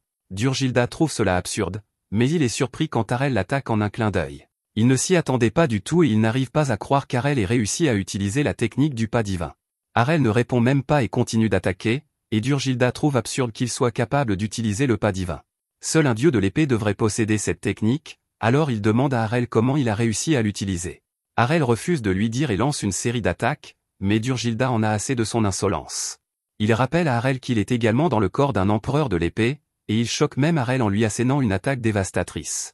Durgilda annonce sa victoire en déclarant que le combat était un jeu d'enfant, mais il est stupéfait lorsqu'il se rend compte qu'Harel n'a pas été affecté par l'attaque. Il ne comprend pas comment cela est possible, alors Harel lui révèle simplement que c'est grâce à la compétence, courage. Les innombrables jours d'entraînement spécial avec Rena ont été un succès total, et cette compétence a transformé son corps en un véritable tank. Durgilda attaque sous le coup de la colère, mais Harel le repousse facilement. Harel utilise alors la compétence, rupture infinie, qui déclenche un nombre infini d'attaques. Harel se déplace si vite qu'il semble y avoir un nombre infini d'Harel, et Durgilda est stupéfait lorsqu'il se rend compte qu'il est submergé. Il subit des dégâts importants et conclut que cette attaque qu'Harel vient d'utiliser est sans aucun doute la même compétence que celle du dieu de l'épée qu'il a combattu il y a toutes ces années. Cependant, l'esprit de Durgilda refuse de le croire, car il est impossible que ce simple enfant soit un dieu de l'épée. Harel lui rappelle une fois de plus qu'il n'est pas un dieu de l'épée, mais simplement une personne sans classe. Il dit cependant que Durgilda avait raison d'être submergée, et Harel met fin au combat d'un dernier coup décisif. Durgilda s'écroule sur la scène, et la foule se demande si le démon est encore en vie après tout cela. Ils avertissent Harel de ne pas s'approcher trop près, mais celui-ci peut voir, d'après les blessures de Durgilda et l'absence de protection divine, qu'il ne peut plus se battre. La foule devient plus folle que jamais, car Harel vient de leur sauver la vie en vainquant un véritable démon. C'est quelque chose qui n'avait pas été fait depuis des siècles, et ils viennent d'assister à cet exploit devant leurs yeux, accompli par Harel, un personnage sans classe. Durgilda est toujours en vie, cependant, et il refuse d'être à nouveau enfermé. Il se rend compte qu'il n'a d'autre choix que de battre en retraite. Il doit s'échapper d'Harel à tout prix afin de pouvoir attendre quelque part et retrouver tous ses pouvoirs. La seule façon d'y parvenir est de se transférer dans un autre humain. Il doit trouver quelqu'un capable de s'enfuir sans encombre, et il jette son dévolu sur Rod. Pendant ce temps, Lilia se réjouit que tout le monde soit en vie, mais Rena fait remarquer qu'ils vont devoir annuler le tournoi pour l'instant. Lilia est d'accord, car il serait trop difficile de continuer avec une scène en désordre. Soudain, Harel doit sauver Rena qui est sur le point d'être frappée par l'épée démoniaque, et Rod protège Lilia. Lilia dit à ses amis inquiets qu'elle va bien et explique que c'est uniquement grâce à son père qui l'a sauvée. Elle remercie son père, mais est bientôt terrifiée lorsque Rod pointe la lame de l'épée démoniaque sur son cou. Rena est également effrayée, car Harel fait remarquer que Durgilda a possédé Rod, et Durgilda ordonne à Lilia de se lever. Harel regrette de ne pas avoir compris plus tôt que l'épée était le corps principal de Durgilda, et il aurait préféré l'attaquer plutôt que Georg. Durgilda lui fait remarquer qu'il est désormais trop tard, mais Harel répond qu'il le vaincra à nouveau. Durgilda lui dit qu'il n'y parviendra pas, car cette fois-ci, Harel n'a d'autre choix que de le laisser partir. Si Harel tente ne serait-ce que de l'attaquer, Durgilda promet de mettre fin à la vie de sa femme sous ses yeux. Harel ne manque pas l'occasion de rappeler à toutes les personnes présentes dans le Colisée que Lilia n'est pas sa femme, mais Durgilda refuse de se laisser berner. Il rappelle à tout le monde qu'il est capable de voir les souvenirs de la personne qu'il possède, et les souvenirs de Rod montrent que Lilia lui a dit qu'elle et Harel allaient se marier. Lilia se rend compte qu'elle est dans de beaux draps pour avoir menti, alors elle évite simplement le regard d'Harel. Heureusement, ces mensonges ne font que faciliter la décision d'Harel, qui déclare qu'il mettra fin à leur vie à tous les deux en même temps. Rena tente de le calmer, et Durgilda n'arrive pas à croire qu'Harel se moque complètement de Lilia. Harel ne mâche pas ses mots et souligne que les gens ne peuvent être considérés comme des otages que s'ils ont réellement de la valeur. Lilia pleure sous le poids de ses paroles blessantes et lui dit que c'est la chose la plus dure qu'il ait jamais dite à son sujet. Durgilda exige de connaître la vérité, alors Lilia avoue qu'Harel n'est pas son futur mari et que ce n'était qu'un vœu pieux. Elle veut juste vivre, alors elle implore son pardon, mais Durgilda est furieuse. Harel, quant à lui, n'éprouve aucune pitié pour elle, car elle est seule responsable de cette situation en mentant tout le temps sur leur mariage. Harel n'est toutefois pas sans cœur, et il explique pourquoi il peut être si détendu dans une situation pareille. Il révèle que Durgilda ne pourra pas faire de mal à Lilia, quoi qu'il fasse. Durgilda rit de cette idée et déclare qu'il n'hésiterait pas à mettre fin à la vie de Lilia. Il est prêt à le prouver à cet instant même, mais il est choqué lorsque son bras l'empêche de le faire. Durgilda tente désespérément de l'envoyer dans l'au-delà, mais Rod refuse de le laisser faire. Rod rappelle à Durgilda que c'est son corps, et il libère Lilia tout en disant au démon qu'il ne gagnera pas. Rena est complètement perdue, alors Harel lui explique que, contrairement à ce qui est arrivé à Georg, le corps de Rod n'a pas changé du tout après avoir été possédé. Georg est devenu un monstre, mais Rod lutte clairement contre cela de l'intérieur. Lilia est émerveillée et déclare que son père a dû être plus fort que Durgilda pendant tout ce temps. Durgilda ne comprend pas pourquoi Rod le rejette, d'autant plus qu'il sait ce que Rod désire le plus. Rod aspire à avoir suffisamment de pouvoir pour retrouver sa gloire d'antan, et le démon lui explique qu'il peut lui donner cela. Rod admet qu'il aurait pu être plus tenté par cette offre il y a seulement 2 jours, mais il explique qu'Harel lui a rappelé quelque chose. Harel a montré que n'importe qui peut retrouver sa gloire passée à condition de travailler d'arrache-pied pour y parvenir. Rod a été incroyablement inspiré par la détermination sans faille d'Harel, et il peut désormais dire avec confiance au démon qu'il n'a pas besoin de lui. Rod parvient à se séparer de Durgilda et jette l'épée. Harel est ravi de voir que l'épée démoniaque se dirige droit vers lui, et il la frappe instantanément. Une seule attaque ne suffit cependant pas, alors Harel la frappe des milliers de fois et réduit l'épée démoniaque en poussière. Tout le monde regarde notre héros avec une admiration absolue, mais Harel s'en moque et est simplement heureux que le démon soit définitivement vaincu cette fois-ci. Peu après, on voit que Rod redevient lui-même lorsqu'il met KO plusieurs gars pendant l'entraînement. Il interroge tous ses élèves sur la manière de s'améliorer, et l'un d'eux est terrifié car il ne savait pas que l'entraînement serait aussi difficile. Lilia fait remarquer qu'ils ont recruté plusieurs nouveaux membres dans la guilde, mais que le deal est qu'ils doivent faire de leur mieux. Le jeune homme fait remarquer que Rod va trop loin, et Lilia reconnaît que Rod est plus inspiré maintenant grâce à Harel. Le jeune homme se demande si Harel va se présenter aujourd'hui, mais il est choqué lorsque Lilia lui révèle qu'Harel a quitté la guilde. Lilia sanglote car elle ne comprend pas pourquoi son futur mari est parti, et Rena n'est pas là non plus car elle est partie à la recherche d'Harel. Pendant ce temps, le chauffeur d'Harel fait remarquer que le vainqueur du tournoi Sword God n'a jamais disparu auparavant. Il se demande pourquoi Harel n'est pas resté plus longtemps, mais Harel explique qu'il n'y avait tout simplement plus rien à faire pour lui à Sword City. Harel rentre chez lui pour rendre visite à sa famille, mais aussi pour tester ses compétences. Il a vaincu plusieurs personnes au cours de son voyage jusqu'à présent, mais personne ne s'est avéré être un meilleur test que la propre mère d'Harel. Peu après, Harel est impressionné lorsque sa mère parvient à sentir sa présence derrière elle, alors même qu'il essayait d'être discret. Elle peut toutefois dire qu'il s'est amélioré, car elle ne pouvait le sentir qu'il y a quelques secondes. Sa mère est ravie d'apprendre qu'il a remporté le tournoi du dieu de l'épée, tout comme elle, mais elle est plus curieuse de savoir s'il aime ses fleurs. Elle se déplace alors à une vitesse incroyable, et Harel se rend compte qu'il ne serait plus en vie si cette fleur avait été une épée. Harel est impressionné, car il avait prévu de lancer une attaque surprise pour commencer un combat d'entraînement, mais sa mère l'a immédiatement deviné. Elle fait toutefois remarquer qu'ils ne peuvent pas s'entraîner ici, car leur combat acharné finirait par détruire la maison. Ils se rendent donc au terrain d'entraînement, où sa mère est ravie de voir à quel point Harel s'est amélioré. Harel prévient qu'il ne se retiendra pas, mais il est pris au dépourvu lorsque sa mère commence le combat. Elle lui fait remarquer qu'elle ne joue pas non plus, et qu'il ferait mieux de prendre ce combat au sérieux. Harel n'a pas besoin qu'elle le lui dise, car il peut voir à quel point elle est sérieuse grâce à son dernier coup. Elle a utilisé Divine Step pour lancer une attaque directe, et celle-ci aurait été impossible à bloquer s'il ne l'avait pas vu l'utiliser dans son jardin. Harel se rend compte qu'il devra passer à l'offensive s'il veut gagner, mais ses attaques n'ont aucun effet sur sa mère. Elle est toutefois impressionnée, car elle a remarqué qu'il venait d'utiliser une combinaison de 2 compétences, Divine Air Slice et Twin Blade Slice. Harel se demande quelle compétence elle a utilisée pour la bloquer, mais elle lui révèle qu'il ne s'agissait pas d'une compétence, mais simplement d'un coup d'épée. Grâce à Harel, elle a appris à se battre sans compter sur ses compétences, et Harel est impressionné de voir qu'elle continue de s'améliorer chaque jour. Le combat se poursuit, et ses effets peuvent être vus et entendus à des kilomètres à la ronde. Leurs affrontements font trembler le sol, et les habitants de la ville se demandent s'il s'agit d'une sorte de monstre. Harel impressionne encore plus sa mère en utilisant des compétences divines, mais le plus incroyable, c'est qu'il n'est plus affecté par la compétence divine présence. Harel refuse de s'avouer vaincu, alors sa mère décide de tout mettre en œuvre pour le vaincre. Elle utilise Infinite Break pour mettre fin au combat, mais Harel riposte avec son propre Infinite Break. Non loin de là, Rena a réussi à se rendre jusqu'à la ville natale d'Harel. Elle se demande où sont passés tous les habitants et suppose qu'ils ont tous fui à cause du tremblement de terre qui vient de se produire. Rena se rend chez Harel, mais la petite sœur d'Harel n'est pas très aimable. Elle n'apprécie pas que Rena soit venue voir son frère et lui dit qu'Harel ne parle pas aux grosses vaches comme Rena. La petite fille renvoie la vache, mais Rena est déterminée à lui parler. Malheureusement, la petite fille dit qu'elle ne comprend pas le langage des vaches, mais Harel arrive pour calmer sa sœur, Mira. Mira se demande pourquoi ils sont si amochés, alors ils expliquent qu'ils s'entraînaient au combat.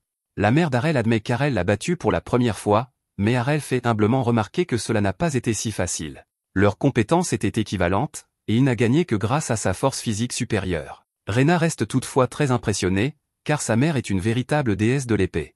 Harel sait toutefois que sa mère n'est plus au sommet de sa forme comme à l'époque où elle faisait partie d'une guilde. Harel ne considère même pas cela comme une victoire, mais sa mère s'en moque et veut juste savoir qui est la jolie amie d'Harel. Elle ne s'intéresse même pas à son aventure et lui demande directement comment il a rencontré Rena. Mira ne veut pas écouter une vache parler, et Rena se demande si elle est vraiment si grosse que ça. Harel présente Rena, mais sa famille est choquée lorsqu'il révèle qu'il vivait avec elle. Rena veut juste savoir pourquoi Harel a quitté la guilde, alors il lui rappelle qu'il a laissé une lettre de démission officielle. Bien sûr, ce n'est pas ce qu'elle voulait dire, car elle veut simplement connaître la raison. Harel explique qu'il a déjà vu toutes les techniques d'épée qui pourraient lui être utiles, et qu'il était donc simplement temps de passer à autre chose. Rena est choquée de voir à quel point il est froid, mais sa mère est ravie de voir que Rena a fait tout ce chemin juste pour son fils. Rena s'empresse de préciser qu'elle est en fait originaire de ce village, et qu'il ne s'agit donc pas uniquement d'Harel. En fait, elle voulait aussi venir ici pour demander à la mère d'Harel de la prendre comme disciple. À ce moment-là, un chevalier arrive à la recherche de la mère d'Harel, Farah. Il l'informe qu'un événement terrifiant s'est produit à proximité et que tous les habitants de la ville sont inquiets. De nombreux arbres ont été détruits et le sol a été déchiré, et ils veulent que Farah se joigne à l'enquête. Bien sûr, tout cela est la faute d'Harel et de sa mère, alors elle répond simplement qu'ils ont déjà vaincu le monstre. Le chevalier est soulagé et remarque que Rena est revenue. Il s'agit en fait du père de Rena, Evans, qui se demande ce que Rena fait là. Farah montre qu'elle s'est trompée sur le type de disciple dont Rena parlait, en expliquant à Evans que Rena est passée la voir parce qu'elle voulait qu'elle lui apprenne à être une bonne épouse. Evans est ému de voir que Rena est déjà en âge de se marier, mais cela ne fait qu'embarrasser celle-ci. Farah pensait qu'elle voulait être sa disciple en matière de mariage, mais Rena lui fait remarquer qu'elle voulait simplement apprendre à mieux se battre. Heureusement, Farah propose de lui apprendre à devenir une bonne épéiste et une bonne épouse, et Evans trouve que c'est une excellente idée. Lorsque la mère de Rena est décédée, Evans ne savait que lui enseigner le combat. Il est cependant soulagé maintenant, car il semble qu'elle pourra apprendre d'autres choses, comme les tâches ménagères. Farah promet d'apprendre à Rena à devenir une dame respectable, ce qui fait pleurer Evans. Rena est extrêmement gênée, mais l'accord est conclu. Harel va voir son père, qui est plongé dans ses recherches sur la magie. Léon est sur le point de faire une découverte capitale, qui sera sa technique ultime. Léon se demande si son fils a ramené une jolie fille à la maison, car il a entendu tout ce remue-ménage, mais Harel répond que Rena est plus belle que mignonne. Léon est étonné, car il n'était pas sûr que son fils en soit capable, et Harel explique également qu'il a battu Farah lors d'un combat d'entraînement. Harel a atteint le sommet en matière d'escrime, il demande donc à Léon de l'aider à passer à l'étape suivante en apprenant la magie. Malheureusement, Léon lui fait remarquer que c'est impossible et qu'il est inutile d'essayer. La magie n'a rien à voir avec le maniement de l'épée et l'imitation de technique, soit on est avec cette capacité, soit on ne l'a pas, alors il dit simplement à Harel d'abandonner. À proximité, Farah commence l'entraînement en montrant à Rena comment couper des légumes. Mira dit à la vache de s'y mettre, mais elle est horrifiée lorsque Rena essaie de couper le légume comme si elle était en train de le combattre. Rena est une brute absolue, elle attaque donc la laitue de toutes ses forces. Bien sûr, elle cause des dégâts importants et ne peut que s'excuser. La tasse de Mira est réduite en miettes et Farah est surprise d'apprendre que Rena n'a aucune expérience en cuisine. Cela signifie qu'elle devra tout lui apprendre sur les tâches ménagères, mais Rena préférerait qu'elle se concentre uniquement sur le maniement de l'épée. Farah explique que Rena devra affiner son esprit, son corps et ses compétences pour devenir la meilleure épéiste, et cela commence par accomplir les tâches quotidiennes. Farah est simplement heureuse d'avoir une autre fille à la maison, et Rena se souvient car elle a une autre sœur plus âgée que lui. Farah explique que son autre fille a quitté la maison pour vivre sa propre aventure, car elle voulait créer un monde où il serait plus facile de vivre pour quelqu'un sans classe comme Harel. Rena reconnaît qu'il existe beaucoup de discrimination à l'égard des personnes sans classe, mais elle pense qu'Harel est tout de même beaucoup plus fort que la plupart des gens.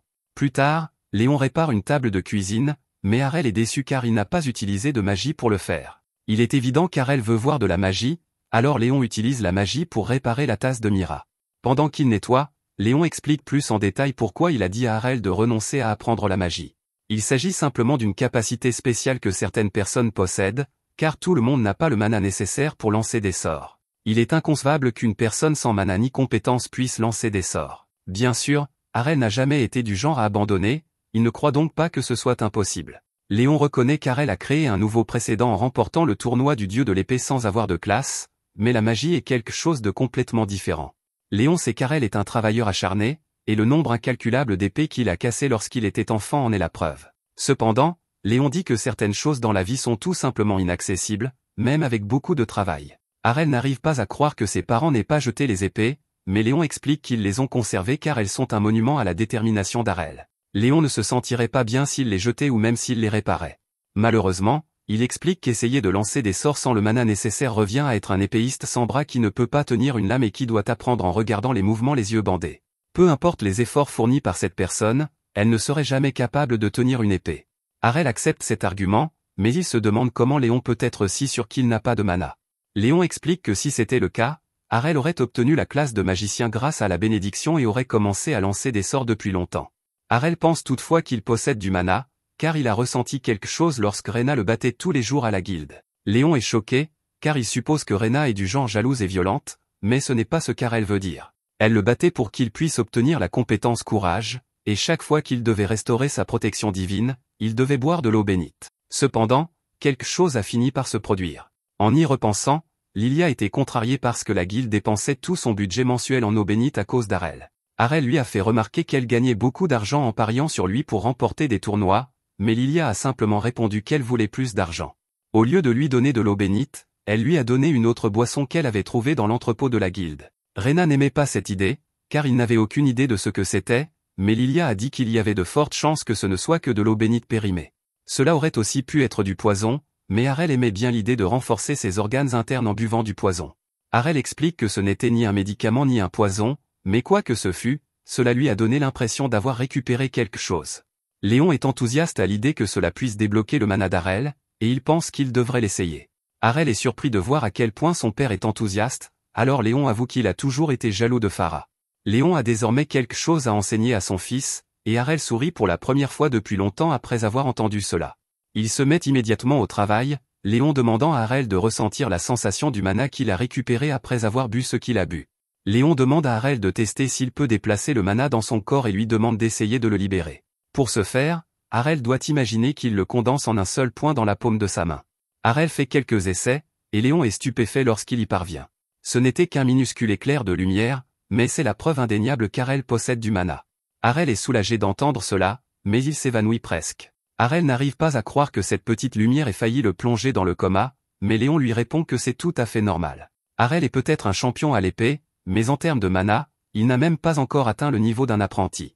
Il aura besoin d'une réserve de mana bien plus importante que celle dont il dispose actuellement pour commencer à utiliser la magie, quelle qu'elle soit. Bien sûr, notre héros aimerait savoir comment l'augmenter, alors Léon lui explique que c'est comme s'entraîner au combat à l'épée, ou comme s'entraîner physiquement pour augmenter sa masse musculaire. Comme pour tout, il devra utiliser son mana encore et encore pour l'améliorer. Après qu'Arel se soit évanoui, Léon avoue qu'il n'a jamais voulu lui dire d'abandonner. Arel a toujours prouvé que rien n'est impossible avec de l'effort, et Léon dit qu'Arel est le meilleur fils qu'il aurait pu souhaiter. Plus tard, Arel va acheter toutes les potions de mana disponibles dans un magasin voisin. Après les avoir achetées, Arel fait ce qu'il fait le mieux et commence à s'entraîner. C'est un processus éprouvant, mais il finit par faire des progrès. 6 mois plus tard, Léon est impressionné car Arel peut désormais contrôler davantage son mana. Il dispose désormais de la même quantité de mana qu'un lanceur de sorts juste après avoir reçu sa bénédiction. Arel se demande si cela signifie qu'il va désormais pouvoir invoquer la magie, mais Léon lui explique qu'il reste encore un problème délicat à régler.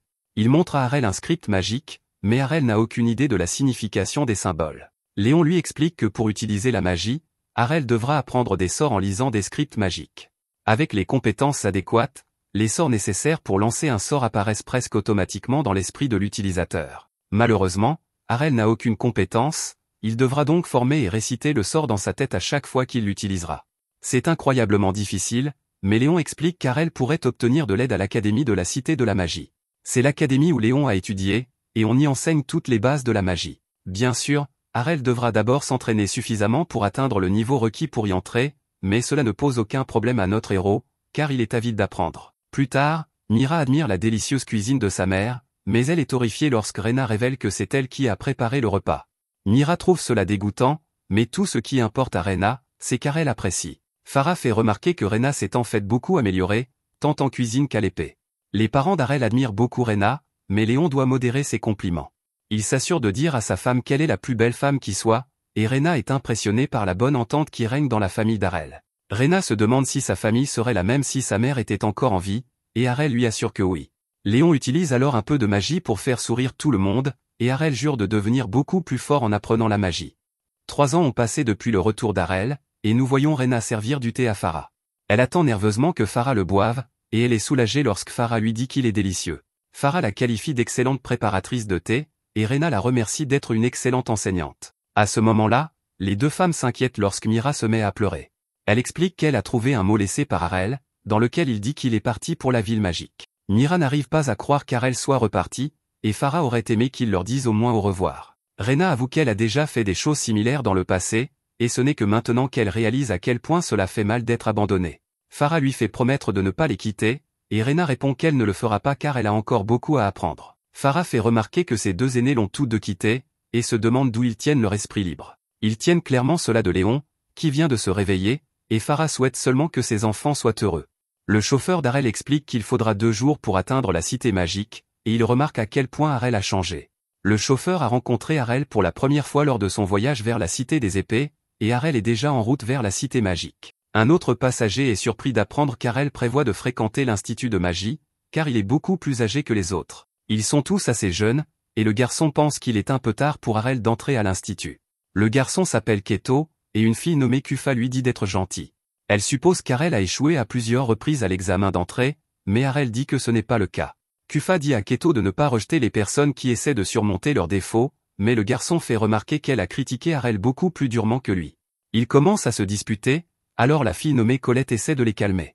Harel se demande si ses enfants sont des lanceurs de sorts, car si c'est le cas, cela signifie qu'ils viennent probablement de recevoir leur bénédiction.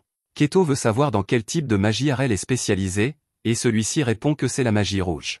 Harel réfléchit à cette question, et cela lui rappelle ce que son père lui a enseigné. Léon lui a expliqué tous les différents types de magie qui existent dans ce monde. Il en existe 6, qui se distinguent par leur couleur. Le type de magie que les gens peuvent acquérir varie selon les personnes, mais dans le cas d'Harel, Léon lui a dit qu'il n'était pas limité à un seul type. Il devait découvrir lequel Harel était capable d'utiliser, alors ils ont simplement testé chacun de ceux que Léon connaissait lui-même. Harel révèle aux enfants qu'il n'est spécialisé dans aucun type de magie, car il n'appartient à aucune classe. Les enfants sont stupéfaits, mais Kufa suppose qu'Harel les taquine. Elle fait remarquer qu'une personne sans classe ne se donnerait même pas la peine d'essayer d'entrer à l'institut de magie, donc Harel doit plaisanter. Keto est contrarié, mais Harel prouve qu'il ne s'agit pas d'une blague en leur montrant sa carte d'identité de classe. Les enfants sont stupéfaits, car c'est la première fois qu'ils voient une carte d'identité sans classe. Ils pensent qu'Harel est fou d'essayer d'apprendre la magie sans classe, mais cela ne fait que rappeler à Harel le moment où on a douté de lui auparavant. À ce moment-là, tout le monde est terrifié par un bruit horrible. Harel reconnaît le cri d'un roi troll mâle et prédit qu'il est tout proche.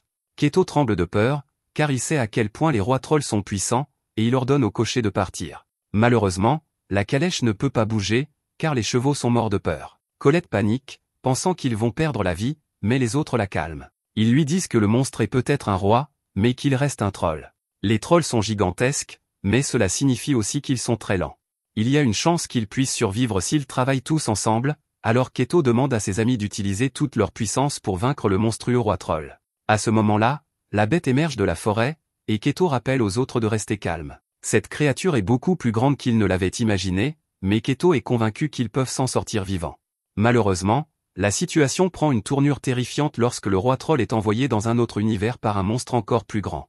Les enfants perdent rapidement tout espoir, car ils n'ont jamais entendu parler d'un monstre aussi terrifiant et sont convaincus que leur magie ne fera aucun effet sur cette bête. Keto refuse toutefois courageusement d'abandonner et surmonte sa propre terreur pour affronter la bête. Il refuse tout simplement d'abandonner sans avoir au moins essayé, et il est convaincu qu'il peut lui infliger des dégâts s'il utilise toute sa mana.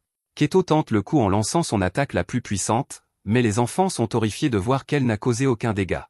Keto est à court de mana, et les enfants en concluent qu'ils n'ont vraiment plus aucun espoir. C'est alors qu'une puissante explosion surgit de nulle part et pulvérise la bête géante. Les enfants ne comprennent pas comment la bête géante a pu être réduite en cendres en un clin d'œil, et Harel dit calmement qu'il aurait dû se retenir un peu. Il estime que l'attaque était excessive, et Keto est stupéfait d'apprendre que c'est Harel qui a lancé le sort d'explosion. L'explosion est vraiment impressionnante, car il s'agit d'une magie rouge de niveau suprême, une classe de magie utilisée par les vrais mages. Harel soigne ensuite les chevaux, et le conducteur le remercie de l'avoir sauvé une nouvelle fois. Keto s'incline devant son nouveau héros et s'excuse auprès d'Harel de l'avoir douté. Il dit qu'il ne savait pas qu'Harel était un grand maître et le supplie de lui pardonner. Harel répond humblement qu'il n'est pas un maître, mais Keto est impatient d'apprendre à ses côtés. Il veut devenir un grand sorcier comme Harel, mais celui-ci tente de lui faire comprendre qu'il se trompe complètement. Harel essaie de leur montrer à nouveau sa carte d'identité, mais les enfants sont convaincus qu'elle est fausse. Ils trouvent tous Harel très cool, car ils supposent qu'il cache son passé pour une raison quelconque, et ils ne l'écoutent pas lorsqu'il leur dit qu'il n'a en réalité aucune classe. Ils sont impatients d'apprendre à ses côtés, et Harel regrette de ne pas avoir utilisé son épée pour vaincre la bête. Peu après, ils arrivent dans la ville de la magie, et les filles n'en reviennent pas que Keto se comporte comme un chiot apprivoisé avec Harel. Elles sont impressionnées par la capacité d'Harel à utiliser la magie, mais le fait qu'il ait réussi à rendre Keto gentil est tout aussi impressionnant. Elles commencent même à craindre qu'Harel ait jeté un sort à Keto, et Harel n'en revient pas de se retrouver dans cette situation délicate. Keto suppose qu'Harel va passer l'examen d'entrée pour la magie rouge, ce qui signifie qu'ils passeront l'examen ensemble. Harel ne savait même pas que l'institut était divisé en fonction de la magie, alors les enfants lui expliquent que tout est divisé de cette manière. Le magiscript, le vocabulaire et la grammaire sont tous différents selon le type de magie. Kufa sera dans l'école de magie bleue et Colette dans celle de magie verte. Colette est très nerveuse et Keto lui dit de ne pas rater son examen pour ne pas être renvoyé dans son trou perdu. Harel est prêt à passer l'examen d'entrée et espère simplement ne pas être rejeté d'emblée comme dans la Cité des épées. Le groupe se sépare et Harel se rend à l'examen. Harel soumet sa candidature, mais la réceptionniste s'assure de lui demander s'il est certain que tout est correct. Harel confirme que oui, mais il craint d'être rejeté parce qu'il n'appartient à aucune classe. Il est cependant très soulagé lorsque la réceptionniste n'en fait même pas mention et accepte sa candidature. Harel est complètement sous le choc, et la jeune fille lui dit simplement que son numéro d'examen est le 12. Harel se demande si le fait qu'il n'appartienne à aucune classe n'a vraiment aucune importance, alors la réceptionniste lui explique qu'il a le droit de passer l'examen quelle que soit sa classe sociale. Harel se rend compte que cet endroit est très différent de la Cité des épées, et Keto annonce qu'il est temps de se rendre sur le terrain d'examen. Keto est sûr qu'Harel réussira l'examen du premier coup, et ils arrivent pour trouver quelqu'un en train de passer l'examen. Ce garçon est ravi lorsque sa boule de feu atteint sa cible, et il réussit le test. Le candidat suivant est un garçon sûr de lui qui fait honte à tous les autres candidats en utilisant sans cesse la même boule de feu basique. Il les traite tous de pathétiques, et l'examinateur est stupéfait de voir que ce garçon est déjà un mage de classe avancée à un si jeune âge. Tous les enfants sont stupéfaits par ce fait incroyable, mais Harel se demande si c'est vraiment impressionnant. Keto est également impressionné et explique que seul un véritable prodige peut être immédiatement béni par une classe avancée. Il dit que cet enfant a de la chance, car il va probablement intégrer directement le cours d'élite de l'académie. Être béni par une classe avancée semble assez rare, mais cela n'étonne pas Harel, car son père a également été béni de cette manière. Le nom de cet enfant béni est Dante, et il demande s'il peut détruire la cage d'entraînement avec ses flammes. L'examinateur lui en donne la permission, et Keto ne peut s'empêcher de remarquer à quel point cet enfant est confiant. Harel taquine Keto en lui faisant remarquer qu'il est exactement pareil. Une puissante rafale de vent tourbillonne alors autour de Dante alors qu'il lance un sort. Il lui ordonne d'incinérer sa cible, et Keto est stupéfait de voir la colonne de feu que Dante crée. Tous les enfants sont impressionnés par ce spectacle et se demandent si Dante est vraiment un candidat comme eux. Keto est obligé d'admettre que Dante est très doué, mais il dit que ce n'est rien comparé à son maître Harel. Dante s'offusque, refusant de croire qu'Harel soit au même niveau que lui, mais Keto affirme qu'Harel est encore meilleur. L'humble Harel fait taire son nouvel ami, mais Dante devient encore plus arrogant. Il est ravi de voir qu'Harel comprend sa place et affirme qu'un simple lanceur de sorts débutant ne pourrait jamais manipuler les flammes comme lui. Harel a cependant une mauvaise nouvelle pour lui, car il ramène l'attention de Dante sur la poupée. Dante est choqué de voir que son attaque n'a pas fait fondre la poupée, alors l'examinateur lui explique ce qui s'est passé. L'attaque de Dante était incroyablement puissante, mais les poupées sont en fait des cibles en mithril créées par l'école de magie jaune. Elles peuvent résister aux attaques les plus incroyables et sont très difficiles à détruire. Les enfants ne cessent d'être surpris en apprenant que le mithril est un matériau plus dur que n'importe quel minéral. Keto taquine Dante pour s'être ridiculisé devant son maître, mais Harel lui dit de ne pas s'en mêler.